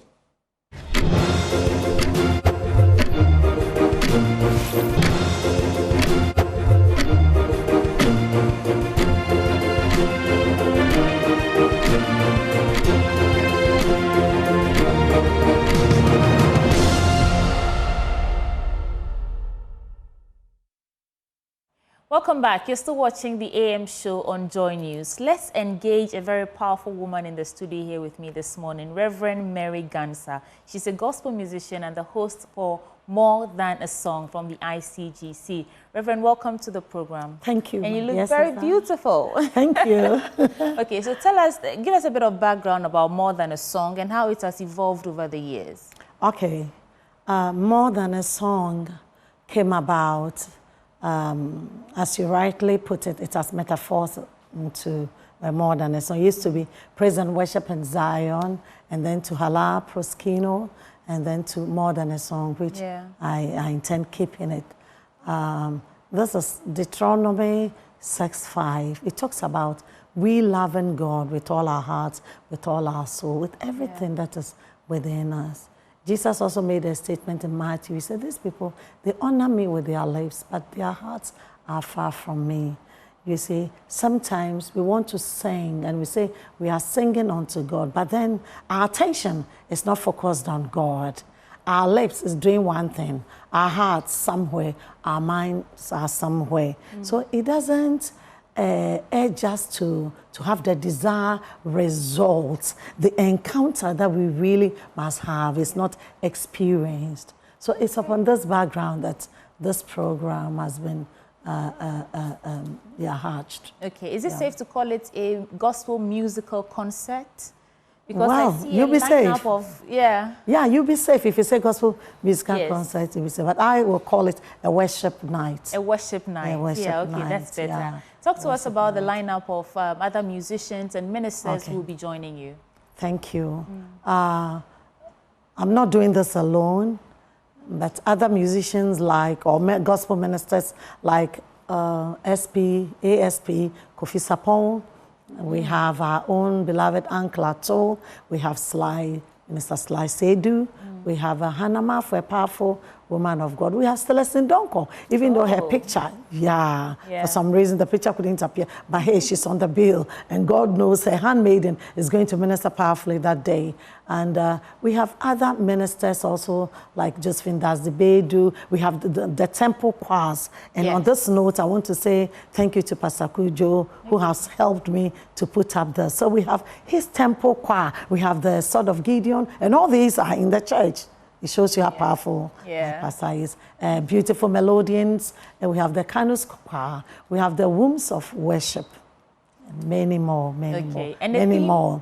The theme is the goodness of God, and it's happening at 5 o'clock on the dot on the Spintex Road, Calvary Temple, ICGC, this very Sunday. You see, in the midst of hardship, you can still experience the goodness of God. You remember the widow.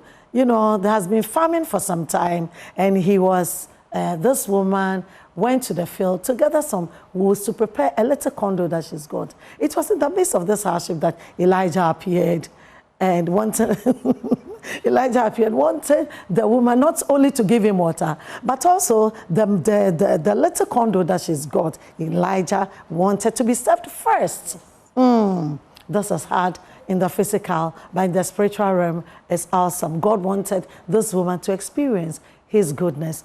It doesn't matter, we are in an election year. People, others are afraid, others are positive. No matter how you're feeling, the Bible says, bring your burdens at the feet of Jesus, for his burden is light. And this will come as you recognize him, as you encounter him.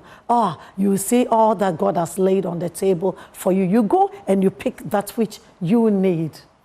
I'm personally inviting you. If you're a politician, don't say you're too busy. Get 2 hours for yourself. Be with us on Sunday. Come and encounter the goodness of God, and you will never, never, never be the same. That which seems to be a burden, that which seems to be too heavy on you and you cannot carry, God will make it lighter for you. He will take the burden off your shoulder. Reverend, I feel like you're ministering to us this morning. And I mean, just to conclude, okay. I'll give you about 30 seconds to speak to our audience. But would you like to make it a song? Just about 20 seconds. And let us see what it is we will be coming to on the 1st of December so that we don't miss out. Please indulge us. Oh, you mean the song? Yeah, a song? Just give That's us a song? Yeah. Okay. We bow. Okay, great God, great God. Great God, Lord, you're great God. Who can stand before you? Who can stand before you? You reign forevermore. Lord, you great God. There is no one like this God that we serve. Day and night, we all slept and slept, but somebody got hold of us. And here we are. If you are in His presence, I'm inviting you one more time. Come to ICGC, Calvary Temple on the Sprinters Road this coming Sunday, 5 o'clock sharp. You'll be blessed. What more can I add to that? Thank you so much, Reverend Mary Ganza. And I hope nobody misses out on this great opportunity to worship God with a beautiful lineup of other ministers coming on Friday, 5 p.m. on the dot. Sunday, beg your pardon, 5 p.m. on the dot. Don't miss it. It is more than a song on a theme, the goodness of God. Reverend, thank you so much for coming. You're welcome, my dear sister, for having me. I wish you the very best on Sunday. Thank you. I'll try to be there. And I'm inviting you. Have to. I will be there. How can you cook for people and you wouldn't take part in the cooking? I'll be there. You have to have a taste of it. I'll be there. Thank you. But why all white? Yes. Just before we go. Yes, this is something that symbolizes victory, purity. In the midst of that messy situation. Yes. Knowing positively that Jesus has won the victory for you. He has preserved you from January to December. Yes. What more can you say? Are you going to be in black? Wear something white, look for something white. And, communicate to the people that indeed you are victorious. Nothing is going to put you down, depress you. No, never. It won't happen. Amen. Yeah. This is Reverend Mary Ganza. She's the host for More Than a Song happening on Sunday. Please do well to attend. Thank you so much for coming. You're welcome. And now I have you know that after the break, we'll open the phone lines for you to join us, have your say, contribute to the show, ask questions, but all that happening after the break. We'll be right back.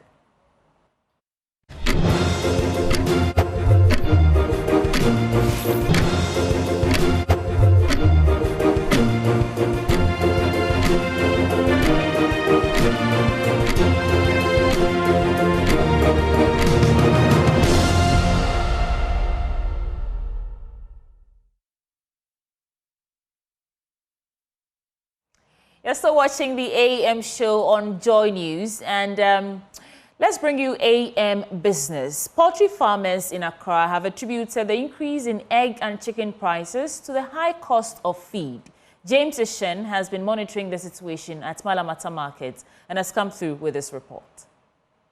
Chicken is one of the most consumed protein so far as Christmas is concerned in our part of the world. And few days to the start of Christmas, we just want to speak to some sellers of fowl to know what the prices are, and also to know, are people really coming in to buy fowl or chicken for this Christmas? Let's engage them and know what the situation is like.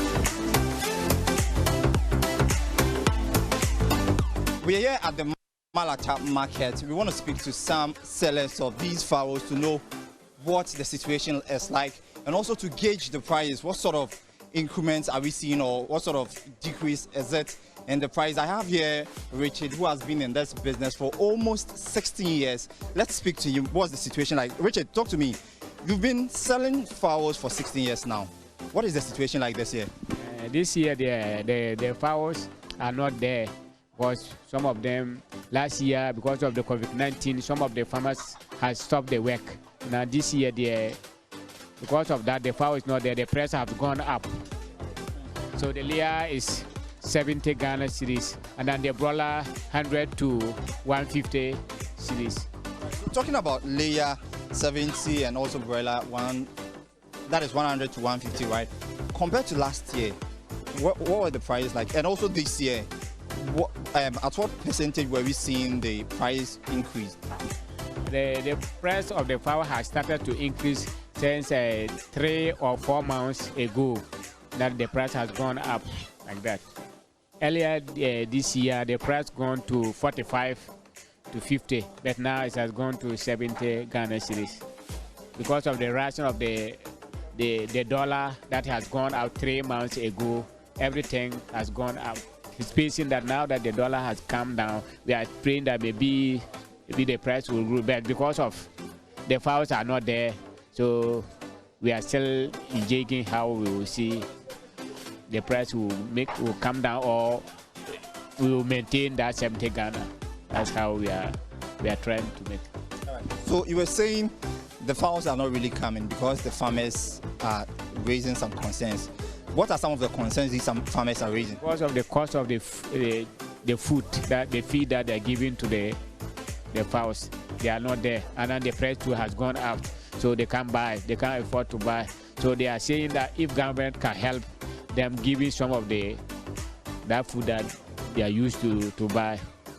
So that is why the farmers are crying for, because they can't afford to buy the feed. The feed are costly. So due to some of them just leave the job, because those who don't have much money stop the job. They can't do it. So because of many people are now chasing for the few goods that they. All right, now let's talk about the fact that we are in Christmas, and now we should know by now people should be buying fowls or chicken. But at this point, are people really coming to buy? Yes, people really come because fowl is meat, so people cannot celebrate without meat. So because of that, they have to force and come and buy. But those days that they used to buy plenty, maybe when you come, they can buy 2 or 3.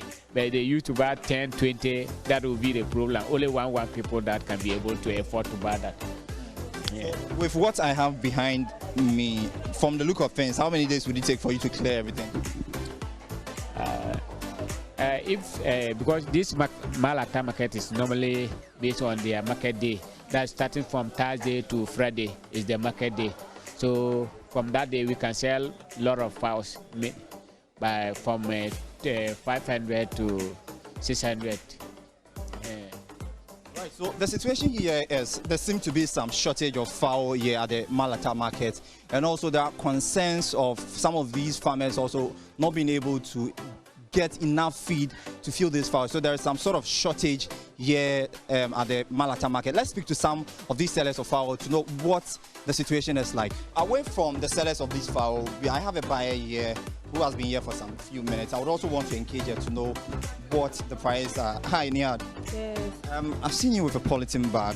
Talk to me, how much is the fowl now? Okay, 75 cedis. I understand you asked them to help you with something. Yes, I asked them to kill it for me. That's 5 cedis, so making 80 Ghana. But previously, how were the prices like? Okay, I used to buy it 50 Ghana cedis. That was then, but now it's 75. Right, so 50 Ghana cedis, that was like how many months are we looking at now? That was, let me say, 5 months ago that I used to buy it. And now it's 75. So how many times have you bought it for 75? Okay. So far, this is only today that I'm coming to buy it. So now it's 75 cedis, and that is when they help you with the cutting and others. That's when it gets to 80 cedis. That means the 5 cedis an additional amount they've added to the 75 cedis, making it 8 cedis. But let's speak to some others to know also what are the price for the fowl prior to the Christmas. You've been selling fowl for some time now. Talk to me, what's the situation like? The food season is our chicken now. It's like their feed is very cost. So because of that, the chicken also cost. We used to sell the soup one 60, 65, and then the stew one to 100, 110. Right, now let's look at it. It appears Christmas had already started for you guys because I've been seeing some, I don't know, there should be some feathers of fowls here. Now, let's come to the main issue now. You've spoken about feed. You've also spoken about the fact that the prices are shooting up. Are the people really coming to buy? The Christmas is less more, but we are how we are working every day. We are working like that. But the Xmas is left like by say 4 or 5 days. But the Xmas people didn't start yet. But some are coming one. Now, for how long have you been in this business? Oh, a long time. It's like early 79. Wow. Yeah. And there are issues of also shortage of fowl. Are you guys also experiencing same year? Shortage of fowl, no. It's like because of the feed cost, plenty people didn't do. But the chicken a day, but they like the first everybody have some. It's like the feed, some people didn't make the farm. And this is all because of the fact that the farmers are saying they can't get the needed feed for some of these fowl. Is that the case? Yes, that's the case. So looking at it, then it means we should have some percentage of 80% increment with respect to price of fowl currently, right? Yes. Are they really buying guinea fowl aside the chicken? They are buying guinea fowl, they are buying chickens. All for the Christmas? All for the Christmas. Let's talk about the price of the guinea fowl. What's the price like? The price of the guinea fowl, we have 60, we have 65, we have 70, we have 75. What really makes the difference here? Our guinea fowl is pure local one. Then the big size is 75. The other one to be 70, 65. It appears we have almost 80% increment, that is percentage-wise increment in the price of fowl. Now, for him, it appears Christmas had already started. But let's speak to some of the guys doing the chopping and the cutting here. Let's really speak to them, know what's really happening here. Hi. Talk to me, what are you doing? Are this meant for yourself, or you've already started with the Christmas, or this is for people? This is for people. We don't start the Christmas yet. So when are you starting yours? Coming Friday. That's the Christmas 24th going. So that's when you are starting your Christmas. Now let's look at this. You do the cutting. How much does it cost for someone to do the cutting? The cost, we charge all with the chicken money. So we don't have different price with the cutting. But I spoke to a seller who said the fowl is 75 and the cutting is 5 cedis. Is that the case? Yes. That is the case. It's true. Maybe if somebody come out, you can say you can buy it with the killing 70 cedis. So let's look at this. We know the price has now shot up. When the sellers or the buyers come, do they complain? Yeah, they complain. They complain? Yes. And are they willing to buy? Because of their packet. Some are buying, and some maybe he decided to buy 2 or 3, but because of the price change, so they can buy 1 or 2. Right, so this is how the situation is like here at the Malata market. So what we are being told is, 1, there is some sort of shortage with respect to the supply of fowl.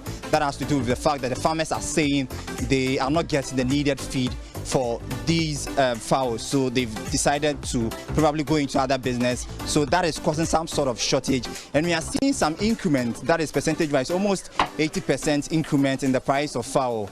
It appears this Christmas wouldn't be easy, but definitely some can cope with the situation. For Joy Business, James Ishen.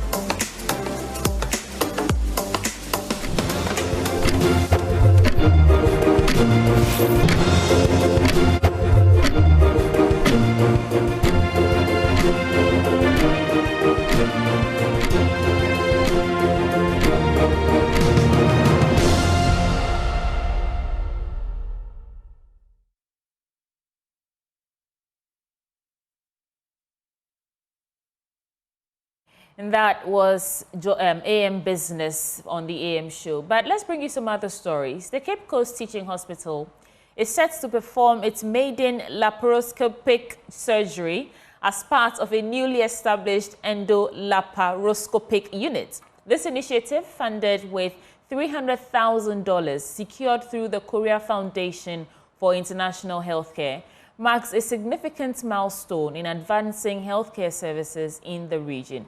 There is more in the report by Central Regional Correspondent Eric Asante. Laparoscopic surgery is minimally invasive, using a fiber optic instrument for procedures through smaller incisions. It offers several benefits, including reduced trauma, low risk of complication, shorter recovery times, and smaller scars. This development at the Cape Coast Teaching Hospital is expected to set precedent for similar units in other teaching hospitals. CEO of Cape Coast Teaching Hospital explains the benefits to the central region. As a teaching hospital, one of our mandates is to provide advanced tertiary health care in the country.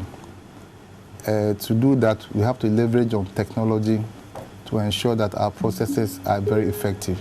The training session on animals, so our surgeons, after using the simulators, are now practicing on animals to improve and sharpen their skills. In December, on the 16th, we'll go live on rare surgeries on human beings, where we will be doing about 8 cases for Ghanaians. By the end of this exercise, we want to improve on our surgical services in the institution. Minimally invasive surgeries are what all over the world is done now.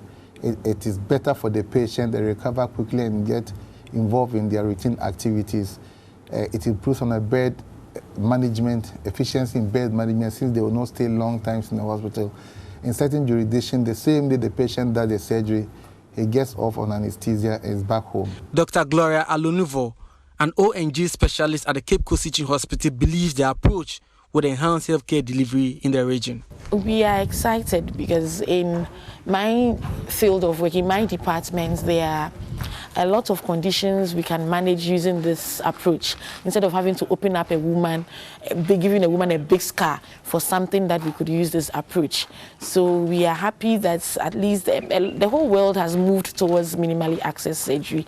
We are lacking behind, so we are happy that we are getting that opportunity to also move along and give our patients the best of care, the gold standard as is expected everywhere else in the world.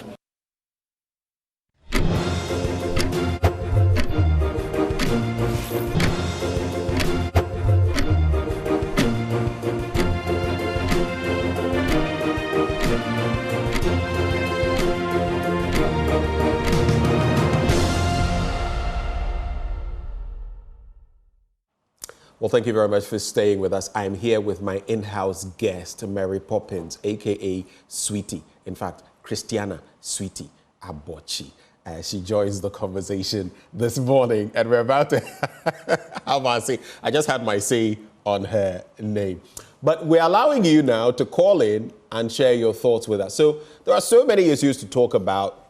If you want to talk about the abduction of that Emirates boss in Ghana, you can talk about it. If you want to talk about Parliament and what the Speaker said, you can talk about it. If you want to talk about the IGP and the police service and the assurances they are giving, or the signing of the peace pact today, what do you want to talk about? Talk about it, but be respectful.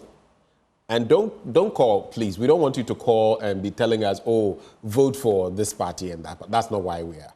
Call, share thoughts about our national development, and we'll take it from there. I'm inspired to lead the charge to, should I say, ask Ghanaians or remind Ghanaians that our civic responsibility of voting is so important. I know that for many people, and when you ask people these days, are you going to vote? Who are you voting for? There's the general sense of, nonchalance, because they'll tell you, apathy in this case, because they'll tell you that, Enko baby, Benjamin. But I've been observing very closely, and I must admit that before then I wasn't very interested in the politics, but sitting here on the AM show for nearly a year and paying attention to how we actually run this country and understanding the power we have as a democratic country, I think that we shouldn't leave it to chance, right? It is our civic responsibility. What can we do as citizens to hold our leaders accountable? Demonstrations, if when it comes to it, if you want to go out there and do it. Voting, because that is where the power really lies, you know. So from now till the 7th of December, I'm going to be reminding you every single day. I think I have some... What you can do to contribute is to vote. I have some quotes that can help you. I'll read some of them out today. Because but before we do that... You know, let's bring in in the course of the time. Let's bring in Henry, I believe, from Kaswa. You're calling from Kas City, Henry. Good morning. Hello, Henry. We lost Henry. Yeah. So the first one I'm giving you, please call that number 0302-211-691. Let's have an interaction. This one supposedly is from Eleanor Roosevelt, who says, democracy is not a spectator sport. You either participate or let others decide your future. It's not a spectator sport. You either participate or let others decide your future. The next, Winston Churchill. Oh, we have a caller. Let's get to the caller. Hello, good morning. Hello, Divine. Hello, good morning. Hi, good morning. I know this one. Divine, where are you calling from? Oh, from Germany. Let me see to you. Hi, Divine. Good morning. It's good to speak to you.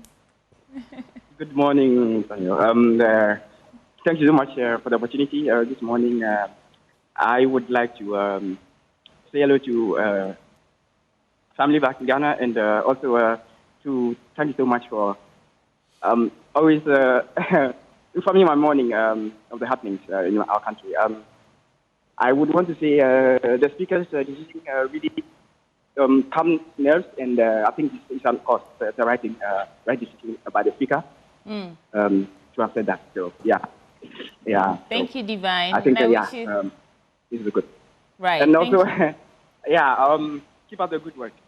I'm listening. So yeah, you're doing good. Thank you so much. Thank you, Divine. It's always a pleasure when you call. Divine is a friend. Oh, good to hear. And I get the sense that he gets information through us, you know, on social media. So he's grateful that we... Yes. Right. He's always tuning in to Joy News, all the multimedia platforms really abroad, just so he can stay in touch with what's happening. It's another thing we do, because some of them may not be able to connect, and this is an easy way of getting access to information on what is happening in the country.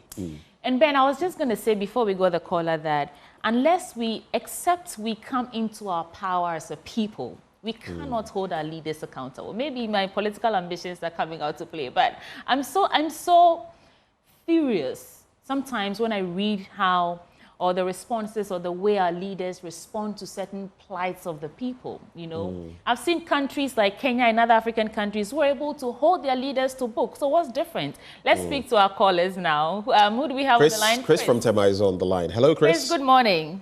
Yeah, good morning. Share your thoughts with us, Chris. Yeah, Mr. Kapo. Chris, you have to speak up. You have to speak up a bit, please. Yeah, Mr. Kapo, how are you? I'm well, sir. How about you? I'm also fine. I want to contribute to this Peace Council sign thing. In fact, hearing the Reverend Minister, I was somehow surprised. Talking about how should NDC come into conclusion that the people who were shot during the 2020 election was their neighbors. I was surprised. Because listening to him carefully, he makes a statement like that. Like, let the bad God be bad God. It can't be. Suppose it's my family member. It doesn't matter whether the person is an MPP, NDC, or whichever party member. Before justice, we should find justice to those people. It can't be. And come to it, or let's think about this seriously. The police are the major players of this particular election. So they have to sign to that Peace Council, agreement. The court has to do so. So I don't understand why this issue cannot be resolved before we can go into it. He made a statement that I agree partially to it, that let's say the people who are in charge of investigation, they should come out and tell the state or the country something that this is where you have reached. This and this person I found culpable, and we are still doing something about it. With that one, we can come to full health with it. But to say that, how should you say that this person is your member? So we should find justice for it before we sign. I think it's not right. Okay. Chris, thank you for your thoughts. When you call, please make it bite-sized because we have a lot of people trying to get on board so that everyone can get a little piece. I'll give you my next quote about why you should participate in voting. It's by Winston Churchill, and it says, "The future belongs to those who vote for it today." The future belongs to those who vote for it today. And maybe the last I'll leave you with today, there are so many of them, but the last I'll leave you with today, a silent voter empowers the loudest fool. A silent voter empowers the loudest fool. I like that one. You don't want to. I mean, it's that simple. If you know what's interesting, I had also not voted for a while, but you know, in political science, we are taught that we are political animals, and you must participate in it or suffer the consequences. Hafiz is on the line. Is it from Wali Wali? Good morning. Good morning, Hafiz. Please speak up for us. What are your thoughts? Please, I want to plead with the NDC and the NPP. You want to see what? I want to plead with them. They should put Ghana first. Okay. Please tell them to find the peace council. Go there and find the peace council. Okay. So that you have to be a fair election. Okay, I think Hafiz is saying he wants to plead with us to tell the NDC to sign the peace pact and so we can have free and fair elections. I don't know how that is contingent, though. Whether when they sign, then we can have free and fair elections. But I think I get the point you're trying to make.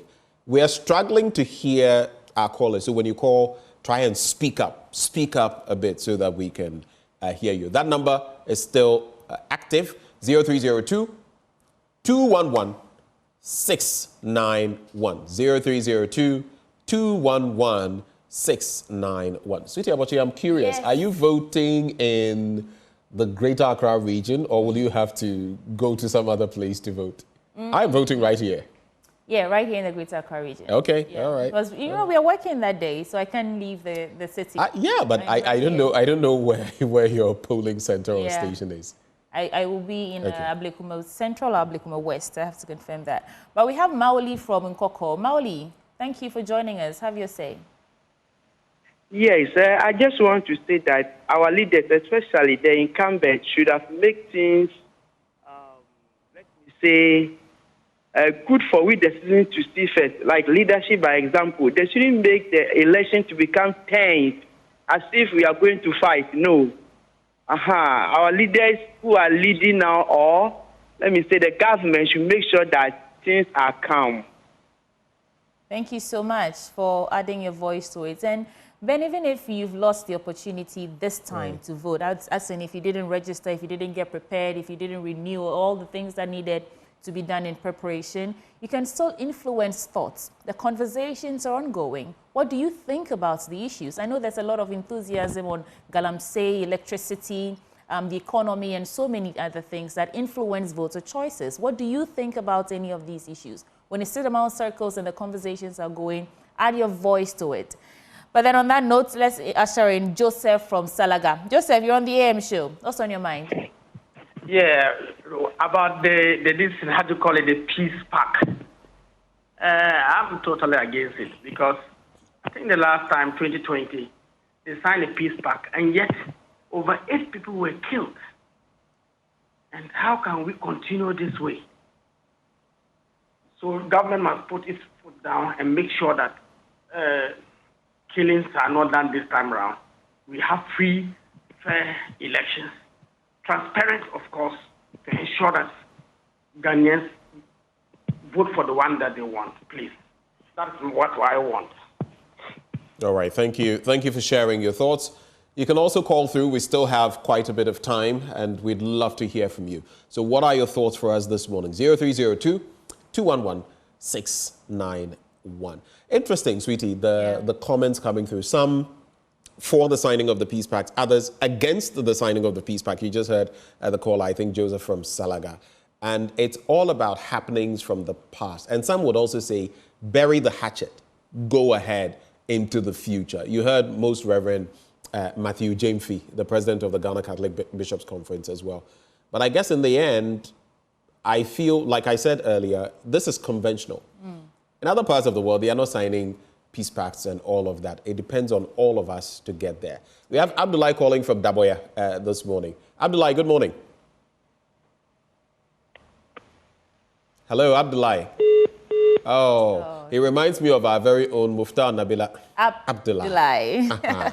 Benjamin, I think it's a double-edged sword, this situation. It's a very peculiar one. If the NDC indeed refuses to sign this peace pact, what are the consequences? In fact, what is at stake? There's a fine intersection between those who will want to perpetrate violence and all that, and then the leaders coming out to say that, listen, we have signed a peace pact. We, as NDC or as NPP, we've committed to peace. That in itself does something. It tells them that, okay, if your leader, the people who you're following or fighting for, have decided that they're committing to peace, what excuse do you have to want to pick up arms or go to the polling station in particular and go and fight with machetes and all that?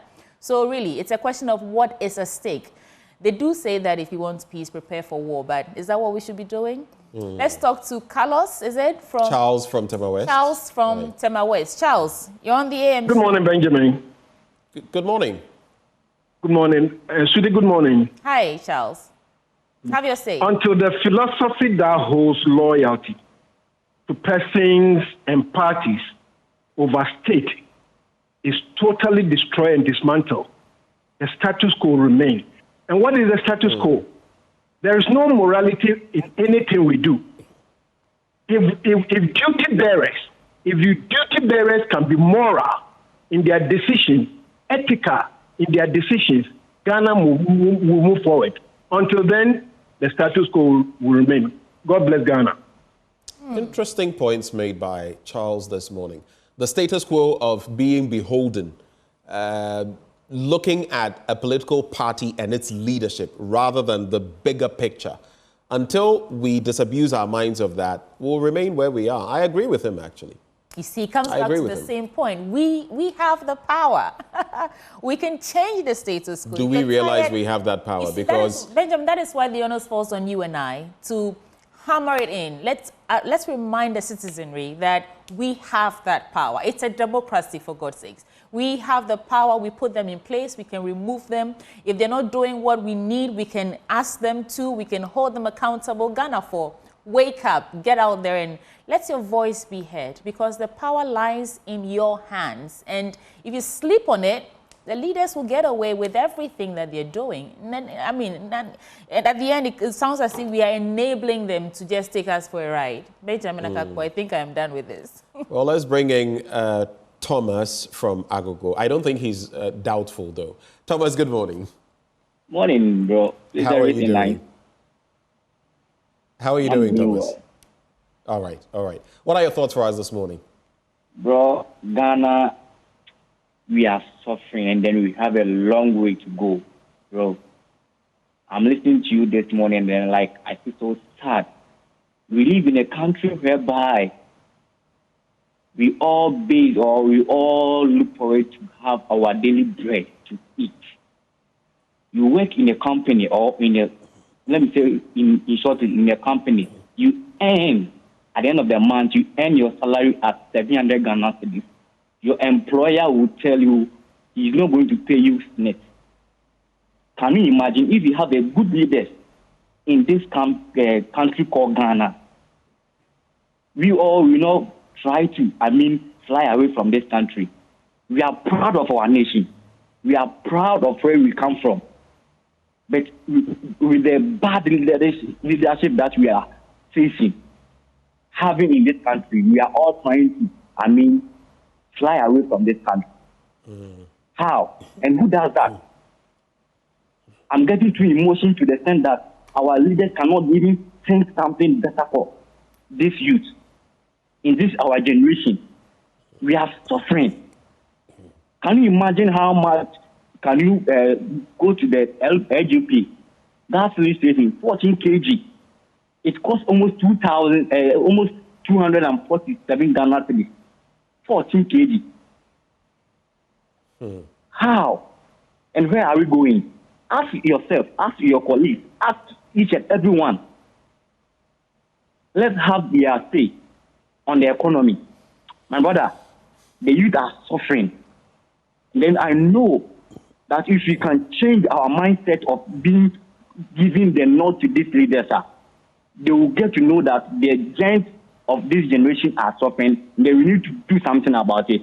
I'm getting too emotional, my brother. Thank you. Thank you. Thank you. That's a very, of all our callers, that seems to have, Charles included, but this seems to have come, Charles, our previous caller, but this seems to have come out of the, the very insides of the caller. He's feeling the pinch, and this is what he had to share this morning. Even more reason for you to go out there and vote. Thank you, Ben. Yeah, even more reason for you to go out there and vote. We have maybe a minute or two more, so if you want to call, this is the last call, not for alcohol, the last call to make your call, 0302-211-691. What is on your mind this morning that you'd like to share with us? Sometimes when you're in Accra or the major cities, it appears everything is fine. I mean, if you can work and earn a salary, get some gigs here and there, you're fine. But there are some remote places where they can't even afford 1 square meal a day. Let's take our last caller from Ashaiman. Hello, welcome to the AM show. Yeah, good morning to you and your listeners. And I want to also share some few thoughts on what is going on in our country. Yeah, go ahead. Go ahead, Dede. As the person who just spoke said, he's paid 700 Ghana cedis, and it is real. Our leaders give these free zone companies the opportunity to set up businesses so that our youth are employed. But my brother and my but please don't mention the name of any entity. Just make the point without mentioning the name of any entity. Okay. So there are companies there who are giving tax exemptions. Sorry then. No, Dede, go ahead. We can hear you. Okay, so the issue is if these companies are given the opportunity to recruit our young people so that they take some of the burden on the government. These organizations pay less than the minimum wage that has been approved for companies to pay. 700 Ghana cedis without SNIT. They don't pay SNIT to them. And all these things are there. And our leaders are just, I don't know if our labor commission and what have you, those are in charge to make sure that these companies are there to our policies and our employment policies. They are not doing it. It is sad, and things are expensive.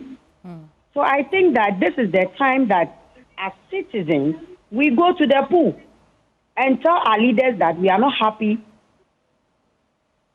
with how they are managing our economy and our country as a whole. The young people are fleeing from the country. And where are we heading towards? I think something has to be done. Thank you so much for the opportunity.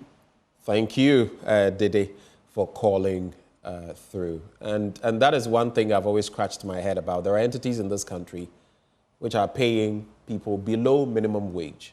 And of course, some are not even paying pensions or anything. How does that happen? Why should that be allowed to happen?